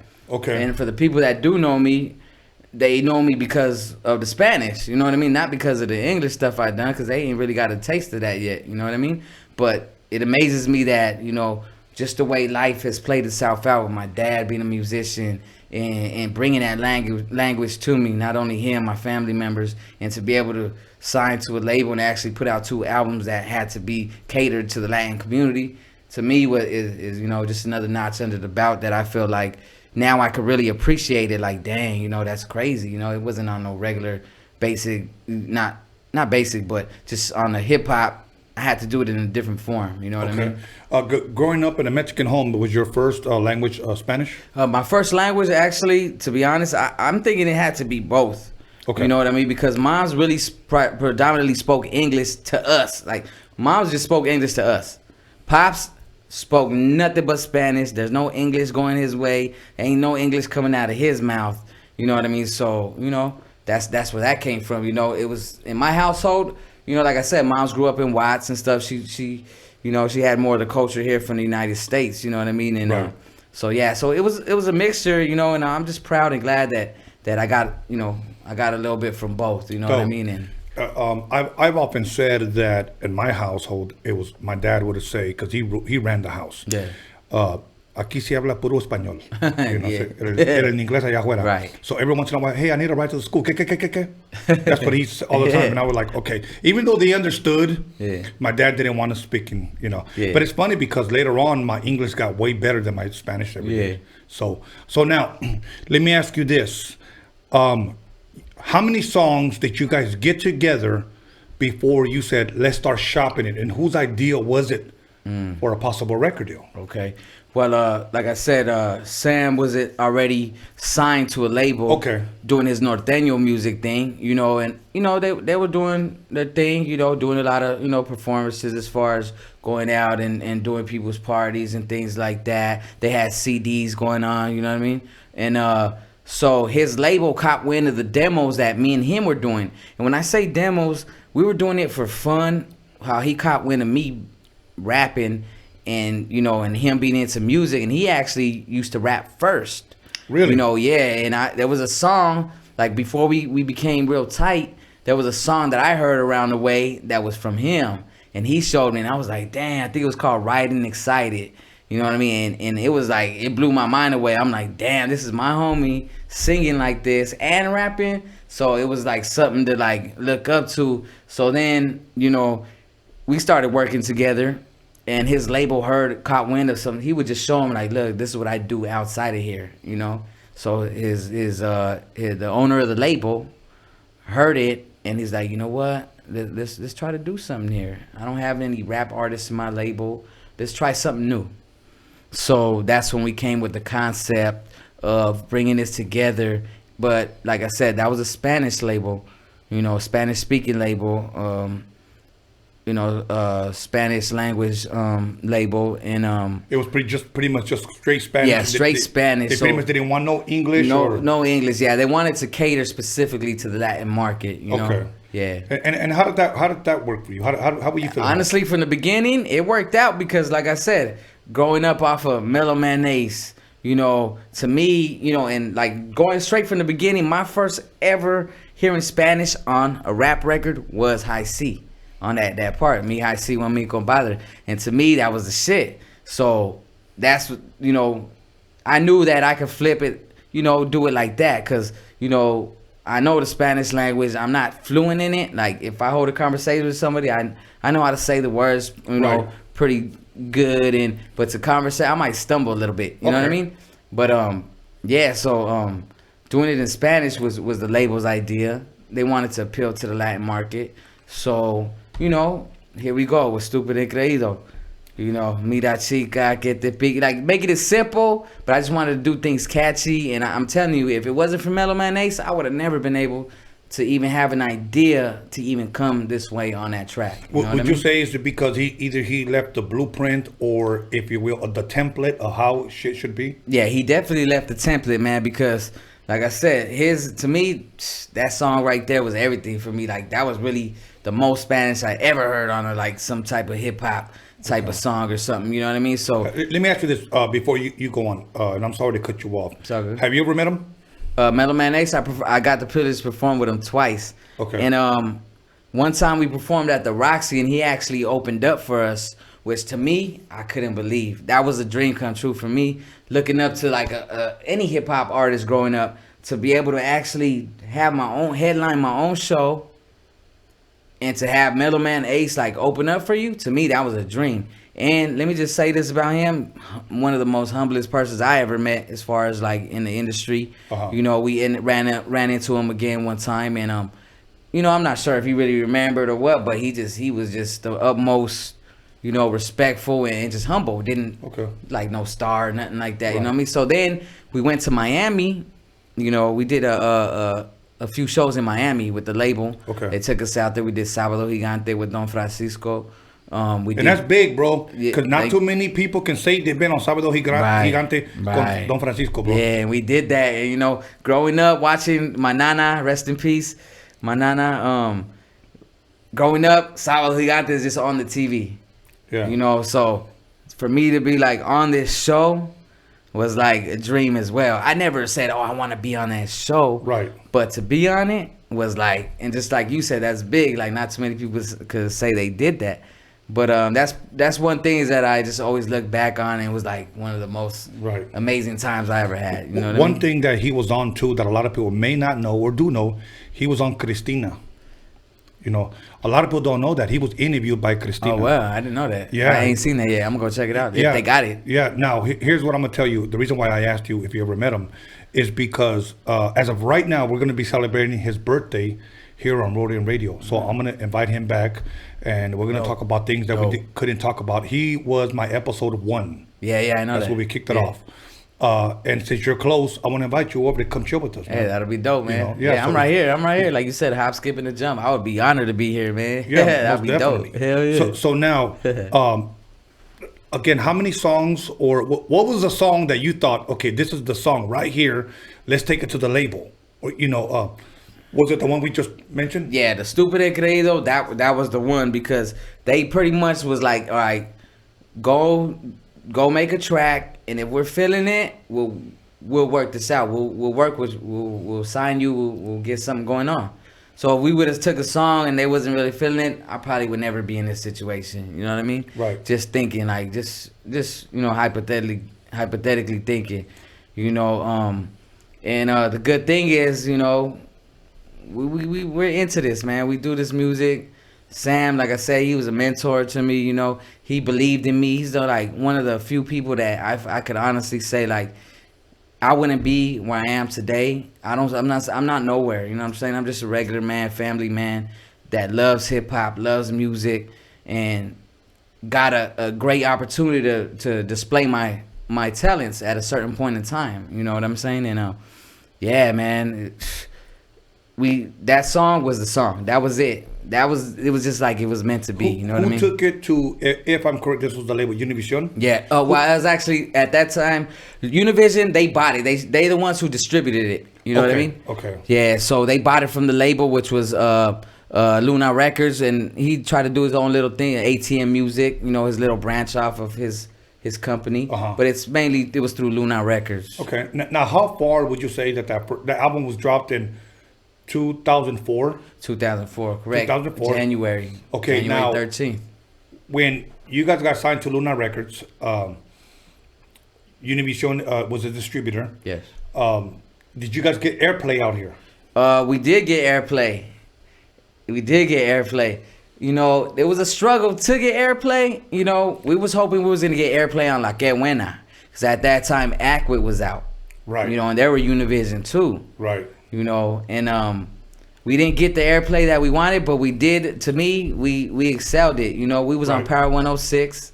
Shout out to Kool-Aid when they had the Pocos Pero Loco show. Right. They took us on tour with them, and that's why I had the pleasure of meeting S.A. Daz and Fino, rest in peace. Okay. And John D from Spanish Fly, and that we went on tour, and Diamonique, she's another artist from the West Coast, the Queen of the West, shout out to her, and Spanish Fly, you know what I mean? And for me, that opportunity, that was, to me, just coming up as a regular ass kid from San Pedro, like, to be able to like get on a plane and go hit this stage and that stage, and do what you love. You do what I love. It was a dream. I never wanted it, asked for it. It fell into my hands, and we're still here, man. We still here. So it came out in 2004. Now, did that song take off immediately, or was it slow decline? Actually, when I say it maybe didn't take off like we wanted it to, but we felt like it took off because the city had our back. They loved the song. To this day, there are people that still hit me up like, hey, that song. And me, like I said earlier, I could listen to some old stuff and be like, and I kind of question it, or, we just critical of ourselves. Of course. But the way people respond to that song, it's crazy. For me, it was like, okay, it's a little watered down because the label started touching it and wanted, but they know what they're doing. They know how to sell it. They know how to market it, so that's what was called for. You know what I mean? And you guys filmed that. You guys did a lot of shooting here in San Pedro. Now, did you guys have any juice to tell the label, hey, we want to film it in the hood? We had a little bit of that. They wanted to include us, and they didn't want to like step on our toes. It was kind of like, so it was a new thing. We're venturing into this, so they kept us, in the loop with everything. You know what I mean? So yeah, we really wanted to pay homage to San Pedro and show off the city, and just show off the beauty of the city, rolling down the regular streets, Pacific, the main street, showing the bridge right there, you know what I mean? It was a beautiful thing, and it was for the city. Dope. It was for the city. Like with me, I don't know if you've noticed the intro to Roadium Radio. It's all Wilmington, okay? That's how I pay homage to the city that Yeah. I was raised in. You know, it's not about no gang banging shit. Right. It's about some grown man shit. Right. You know what I'm saying? Now that I put away childish things, I think Yeah. like a man. Yeah. Okay. Yeah. But I pay homage to my city, and I want to encourage others Right. to do the same thing that I do. You know, Right. never be ashamed of where you were raised. Right. Okay. If it was Watts, or if it was South Central, sure. whatever. If it was San Yeah. Pedro, if it was Wilmington, that's what I do. I show love to my city, and I've been doing that since the '80s. Yeah. You know. So, anyways, I think it's a beautiful thing, Tony. Like, I'm from San Pedro, you from Wilmington. We know the history of that. You know what I'm saying? Like, but I've never been into the streets, into the gang, gang mentality or anything like that. My partner, on the other hand, he was a gang member. So it's not like I didn't see what was going on or what, you know what I mean? Like, grew up around it. You know what I'm saying? It just wasn't my thing. It wasn't going to be allowed, and my mom wasn't gonna have that. You know what I mean? Right. My pops was not gonna have that. You know what I'm saying? And just this hip hop, this music, it was meant for me. You know what I mean? And here I am. And that's still what here. brings us together, because music, Mr. Cartoon one day said it in the documentary. He said, music is the glue that brings all cultures together. Yeah. And it's true. It doesn't matter what color you are. Okay. Hip hop is universal. Yeah. Okay. Now, that album drops. How far did that take you? Like, where did you guys travel Okay. to? You mentioned Miami. Yeah. So yeah, we did Miami. We did Sábado Gigante, Despierta America in Miami. We did Despierta America here in LA. We did the Pocos Pero Locos tour that took us to Portland. Yeah. Took us to Arizona.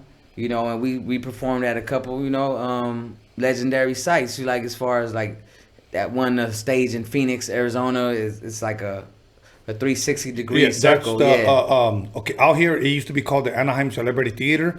That's the celebrity theater of Arizona. Yeah. And we did the one in Portland, Oregon. It was a wood stage, Okay. and so all the people in there, they start bouncing, so the wood actually bounces. Wow. You know what I mean? We opened that show up, and what was dope about that, I always remember that night. You know what I'm saying? Like, we're like the openers. You got Axe, you got Night Owl, you got Spanish Fly, you got Diamonique, you got Chingo Bling. It was a Pocos Pero Locos tour, and so they throw us out there to the animals. Like, first you guys go, and that crowd just went nuts. They didn't know. They probably didn't know who we were. They might have, because we were getting radio play up north. Right. You know what I mean? And it was going around a little bit, but they threw us out to the Sharks. Whoever Right. was in charge of that Kool-Aid, whoever, they're like, you guys set it off. And thank God things just went. We turned it out. You know what I mean? The crowd was just going nuts, and it set off that tour right there. Like, that whole night was just crazy, man. Dope. Crazy. You know what's crazy, man? I'm gonna say something, and I don't want to be like politically incorrect, but I need to say it. Okay. There's a lot of people that try to bring the gang element into this rap thing. Right. Okay. And I'm sharing this because I have a point. Right. There's a lot of guys that claim sureño, Mm-hmm. okay? They rap, but you know who is possibly, at least I'll speak on the 90s, Mm-hmm. I don't know about now, but our number one supporter was usually people from up north. Hey. The norteños, if you will. Yeah. We always got booked over there, and I knew a bunch of Chicano rap acts that got booked over there. We made the most money up there, okay? And I always try to separate the whole norteño, sureño thing, and let us just come together and unite as a raza, because we are just one. Yeah. I'm not going to judge anybody by their geographical location, Yeah. bro. You know what I'm saying? But believe me, dude, I remember one time me and High C, we got booed in Atlanta. Yeah. The only show we ever got booed at. Yeah. I mean, but they put us with the wrong fucking people. We were opening up for Dawes Effects and Cypress Hill. Yeah. You don't do puppet with those type of guys. Right. Okay. And then the next day we flew to Sacramento. Yeah. And we blew the whole fucking show up. Okay.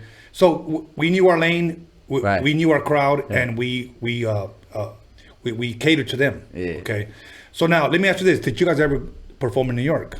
Nah, never got the chance. That would have been the shit. Now, isn't it Never. funny that everybody in the West Coast wants to go to New York? Like we dream of going and performing in New York. Yeah. But back then, New York didn't want shit to do with us, man. Yeah, no, that's how it is, and what's crazy is a lot of my biggest influence was New York All artists. New York cats. Yeah, New York cats.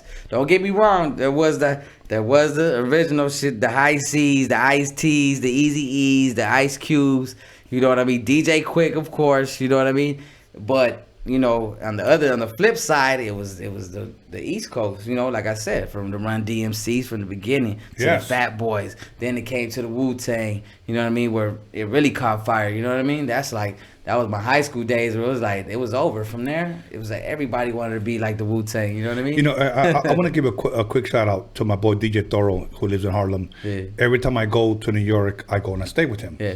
He holds the show called This Is 50 for 50 Cent. Okay, took me to the building. He interviewed me there. Took me to his home. I woke up in Harlem, and it's funny. Right across the street, because things are changing. There's a lot of Mexicans in New York, in the East Coast. I woke up. We came downstairs, 6 stories. Over there are no fucking elevators. Okay, it's like you got a refrigerator on the couch. You carry that motherfucker 6 stories through, you know, the steps. Okay. I woke up, came downstairs. There's a carniceria right across the street with a big old Mexican flag in Harlem, bro. That's how shit is changing now. Okay. He took me when I first went out there, where Biggie lived, his original neighborhood. Where that video, the infamous video where Biggie's rapping at a liquor store right outside, with battle the big rapping. old speakers right I there. was right there, you know, because we grew up looking, you know, up to these cats. You know what I'm saying?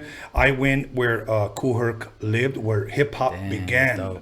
You know, I was right there, and you know, I rode the subway. I wanted the whole fucking tour. You know what I'm saying? He took me. We wrote 19. I forgot the year of the car, but he had a Saab. Convertible Saab. We're cruising down Brooklyn, Bronx, Manhattan, and he's bumping Bismarck, Roxanne, Shante. He wanted to give me the whole fucking tour. Now, when he flew to LA, here's what he told me. He said, man, you got to give me the whole fucking tour. You got to play some West Coast shit. He wanted to hear Rick James. He wanted to hear Roger and Zab. He wanted to hear Mary Wells. And the first place that he wanted to go to was the Compton Indoor. Damn. Oh, so, man. You know what I'm saying? So there's history on both sides. Yeah, history on both sides. Yeah, you ain't lying, man. Compton Indoor just brings me that's where my mom used to buy me the tapes at. The Candyman tapes. Even the Vanilla Ice tape. I ain't gonna lie. Mom's when they bought me the Vanilla Ice tape. I ain't gonna lie. That shit was hot at the time. You know it. People know it. But, you know, then the rest came out, whatever. But, you know, it was a tape, lighter shade of brown tape. To me, that was a big influence right there. I used to flip that tape over and over. It had the Walkman. Right. You know, the Walkmans, the Sony Walkmans with the earphones. And it had the same song on the other side. So I just flip it. I don't even think there was a difference of the song. You just flip it over and it just played again. You know what I mean? Like, those are my earliest hip-hop influences, man. Like, and what's crazy, like I said, when stuff starts to hit full surface and, like, being able to be here on this show with you, you know, that's part of hip hop history. Like hearing your name, Tony A. Oh, he's a Mexican dude. Like, damn, this. And then coming in later, I'm realizing what it really was that you did. You know, you produced that album. You made that album. Like, you know, and at that time, as a kid, you're not really thinking about those things. But to look back on that and to see that, you know what I mean. And then from Lighter Shade of Brown, what I was trying to get at was, we got to the second album, Mexicanos Unidos.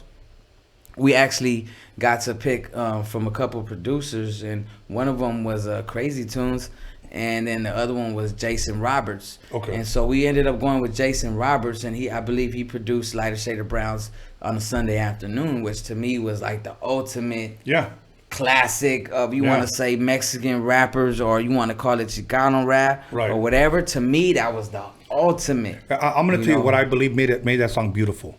Not only was there 2 Chicanos rapping, but it also had a black woman singing the chorus. Shiro. Oh, yeah. Much love, much respect to Shiro. You know, and here's the thing. This is what I loved about it. Black and brown unity on one song. Yeah, and it's going to go down in history for that, bro. Yes. You know? And that's crazy, you know, because I hear a lot of hoopla and this and this and this and this with a couple little subjects going on right now. But that to me, that was amazing. When I heard that voice, I assumed like this is a black chick. You know what I mean? And to me, that was dope as hell. And the way she got down on that, I was like, whoop. When I seen her on your show too, I was like, damn, that's dope as shit. Dude, she's so for a song to be so blown up back in the days, and for her to be able to come here and speak to it right now in this day, you know what I mean? Yeah. And that's because what you're doing right now, you know, and I respect she is that, such a beautiful person, bro, and she has such great energy, man, and I wish her nothing but the best. So that's Shiro, history. if you're watching, much love, much respect. You're always welcome here. No doubt, that's history. Other than that, let me just touch on something really quick. So you guys dropped the first album in 2004. When did the second album drop? The second album ended up dropping a year later in 2005. We were rolling. We're rolling. The first one it sold at 50,000 copies, which gives you another shot. It was on an independent label. Yeah, independent label distributed by Univision. So that one sold 50,000, which gives us another shot. So then we come with the second album, and that one pretty much did the same, And there's a couple little things that I think played its part, why things didn't go as planned or what we visualized, you know what I mean? When it comes to the industry, or if it comes to it's a sad story, Tony, but I'm just thankful for the opportunity to be able to have 2 albums distributed nationwide, you know what I mean? Yeah. To be able to walk into Sam Goody and be like, that's my shit. That's my shit. To go to Target and say, that's my shit. To go to fucking the Warehouse Music, you know what I mean? We grew up in an era where we go to buy CDs. Go with your homeboy, go buy some CDs, you know what I mean? Now think about this. That's something that this generation doesn't know about, bro. Yeah, no, it's different. It's totally different. Como se el orgullo, or the shit that I don't even know what word, that where you can go into a record store, whether it's Sam Goody's, Warehouse, Music Plus, Tower Records, and see your record, and see somebody pick it up, and then say, okay, I'm gonna go buy it, and then pay, and then you're like, fuck, they just walked right by me and bought my shit. Yeah, exactly. And that puts, to me, just a regular kid, that put me on your level. You know what I'm saying? Like looking up to artists like you, or to High C, or to DJ Quick, or any artist that has made it. Even though, like I said, there may be people who watching now that have no clue of any of this, or who, I am, or anything like that. That's cool. But like to that put me on a personal note, that put me like with you guys, even though you guys done much greater things, you know what I'm saying? Like you guys done some mega things, you know what I mean? But it gave me that sense of feeling too, like, okay, like, you know what I mean? Like just the other day, we sitting there and I'm like playing with Alexa and shit. And I'm like, Alexa, play Mexiclan. The first time she didn't get it right, you know what I mean? Right. Some other shit, whatever she said, whatever. But say it a little slower, and it popped up, and me and my homeboys just like, damn, like we made it. We made it into the loop. We in the Matrix. We made it. Yeah. Okay. You know what I mean? But 2 things. Okay, I remember one question. Okay, I have 2 questions. Okay. How did the name Mexiclan happen? Yeah, but it's like this. That's a dope ass name, bro. Thank you. I appreciate it. And I'm running with it right now. You know what I mean? And I'm gonna keep that name alive, in the spirit of my homeboy Sam, rest in peace. The name came like this. So we have the song. The label's fucking with us. Excuse my language. They ready. They ready to go with this. Like, damn, okay, yeah, you came with some substance. Let's do this. Now we need a name. Right. We need a name. We're thinking like, damn, we got names, Sam, he's loves to indulge in some good smoke, you know what I mean? So we sitting there, we smoking, trying to come up with names are coming around, and me as a hip hop head, Wu-Tang Clan was always an inspiration, right? Dope. So that's where that came from. And then Mexiclan, it just, that was my, it worked. So I brought that to the table, and that's what stuck. You know what I mean? Right. That's what stuck. And I've been good with that stuff though. Like I come up with names for like my homies, cardio, fitness, whatever they do. That, what do you call that? Cardio, fitness. When at the gym? At the gym. Yeah, that. At the elliptical, the treadmill, cardio, whatever, cross training, shit like that. CrossFit, yeah. So they did a business, and I came up with that name. You know what I mean? So I always like to find catchy shit. You know what I mean? But to me, we represent. We try to do it for the Latin market. We Mexican. Like, let me just Mexiclan, Wu-Tang Clan. We a group. You know what I'm saying? Like, it was me and my partner Sam. We the main figureheads of that. But it was that's how that came about, and it was definitely inspired by the Wu-Tang Clan, of course. So dope. Much love, much respect to Wu-Tang Clan, bro. Yeah, for sure. Second question, okay? Because now, for everybody watching, I'm a little buzzed. Oh now, man, you okay? ain't lying, Tony. You ain't lying, Tony. Kina Bina, I took 2 shots already. Okay, so I took 2 shots. I know it's gonna take 2 shots and a chug. It hits different. But I took them slowly, so. Hey, it hits different when the lights is shining and everything, man. It ain't no joke. Cause I only took 1 shot. My second was sitting right there. Yeah, You I'll can take sip it on with it. you though. I'm waiting for you. Okay. You know? Okay. I know now, you're a sipper. Now, please share with us, and this is our last question. What happened to Sam El Leon? How did he pass away? I mean, to be honest, you know, it's hard to answer. You know, I don't want to give off the wrong, you know, connotation or anything. You know what I'm saying? I know he had maybe some complications. You know, as far as health issues. Okay. You know, and it came unexpected, Tony. It came unexpected. You know, so. I mean, like, that was really never a concern of mine, to be honest. I just knew my buddy was gone. You know, my music partner, my mentor, the guy that believed in me, you know what I'm saying? Like, the one of the only guys that really looked at me as, like, he babied me. Like, if it wasn't for him, Tony, like I said, none of this probably would have ever been in my future. You know what I'm saying? Like, I don't know. I mean, my dad's a musician, whatever. You know, that's right, whatever. But he's the one who put it all into existence. We'll leave it at that. We'll just when was this? 2-3 years ago? Yeah, 2 years ago. It'll be the 3rd year coming in. You know, that was in September of 2017, I believe. You know, and it was a big blow for all of us in the family. You know what I mean? Yeah. Like, big blow. Not only on the music level, just on a personal level. You know, because his spirit was everything. Like, he was the man. Like, he had all the talent, you know. And the thing about him, Tony, he knew he had all the talent, but it wasn't about him. It wasn't about him. He grabbed us and he put us to the forefront. See, and I love people like that, bro. Yeah, and that's what he was. And let me tell you something about me. It's not about me, bro. I know people come in here and they tell me things, and believe me, I truly, truly appreciate it, and I'm humbled by it. Yes. But please, let me speak to everyone, not just Raza, but to everyone. It's not about me. Yeah. If I can help you, just give you such a small platform and tell your story, that's all I want to do. Yeah, because let me tell you something, because tomorrow's not promised, okay? And if I were to happen to go in a few days or next year or tomorrow, whatever, I want people to remember me. That was a good dude. That dude helped me. Oh, yeah. That dude gave me a platform. That dude was there for us. Oh, he gave yeah. us a voice. That's all I want to do. For sure. That's all I want to do. So, again, I'm 52. My mom passed away like in her 60s. So if I get to live that long, I got maybe about 10 more years. Right.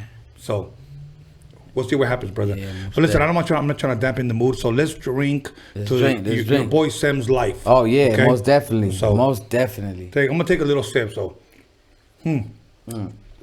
So everybody, go listen to Stupid Querido. That's my favorite song from Mexiclan. Thank you, brother, for coming. At this point, if you want to give any shout outs, for sure, go ahead and give it. For sure. And all right, man. I just want to first of all thank you, Tony, giving the opportunity. I want to send a shout out to S.A. Dad, the Spanish Fly. You know, look out for a new album. We reviving it and bringing some new shit to the game. Like, you know what I mean? I want to give a shout out to my boy John D, a Spanish Fly. I want to give a shout out to Enemies, a Spanish Fly.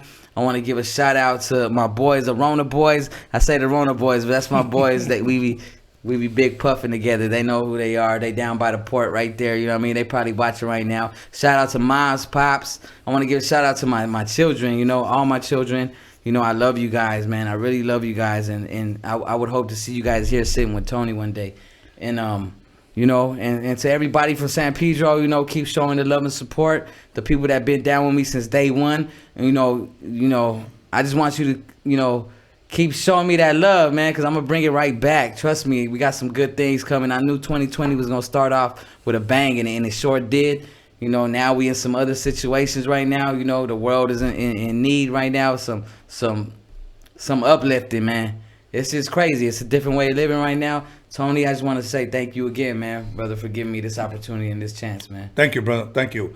Let me go ahead and give a shout out to you, brother, for giving me the honor and the privilege to be able to interview you. Thank you. Okay. Second, let me go ahead and give a shout out to San Pedro. Much love, much respect to San Pedro, the harbor area. And once again, Wednesday, we'll be back with 2 special guests, double feature. Okay, so be looking out for that. Please give a shout out to Aslan Nation. He super chatted twice. Okay. Man. Aslan Nation. John motherfucking Elkins just told me to give a shout out to Aslan Nation. Thank you for supporting Roadium Radio. You gave twice on the super chat, correct? Yeah, super chat. And then I want to give a shout out to John motherfucking Elkins. Be looking out for, once again, his anal bleach. Be looking out for his red bottoms. He's coming out with his own. He's also coming out with his. no. Yeah, Not yeah. a bad idea. It's not. Yeah. He's also coming out with his stripper glitter and his stripper body spray. You know the strippers be smelling all the same. So be looking out for that. So once again, Julian Gonzalez, thank you for the Pendleton. To all my family in the city of Wilmington, to all my homies in the city of Wilmington, to my boy Angel Montes from Los Tres Cochinitos, and from Al Cien. You got to go to his mariscos. Okay, Angel, I give you a plug. I want to go tele camarón, so you got to hook me up. Once again, Kina Bina, thank you for supporting us. We'll see you Wednesday once again. Stay blessed and stay quarantined. And the Roadium Mixtape documentary quarantine coupons are coming soon. So stay blessed once again. Mexiclan in the motherfucking building. And we out. Go have a shot. We the fuck out of here. Bye. No anal bleach.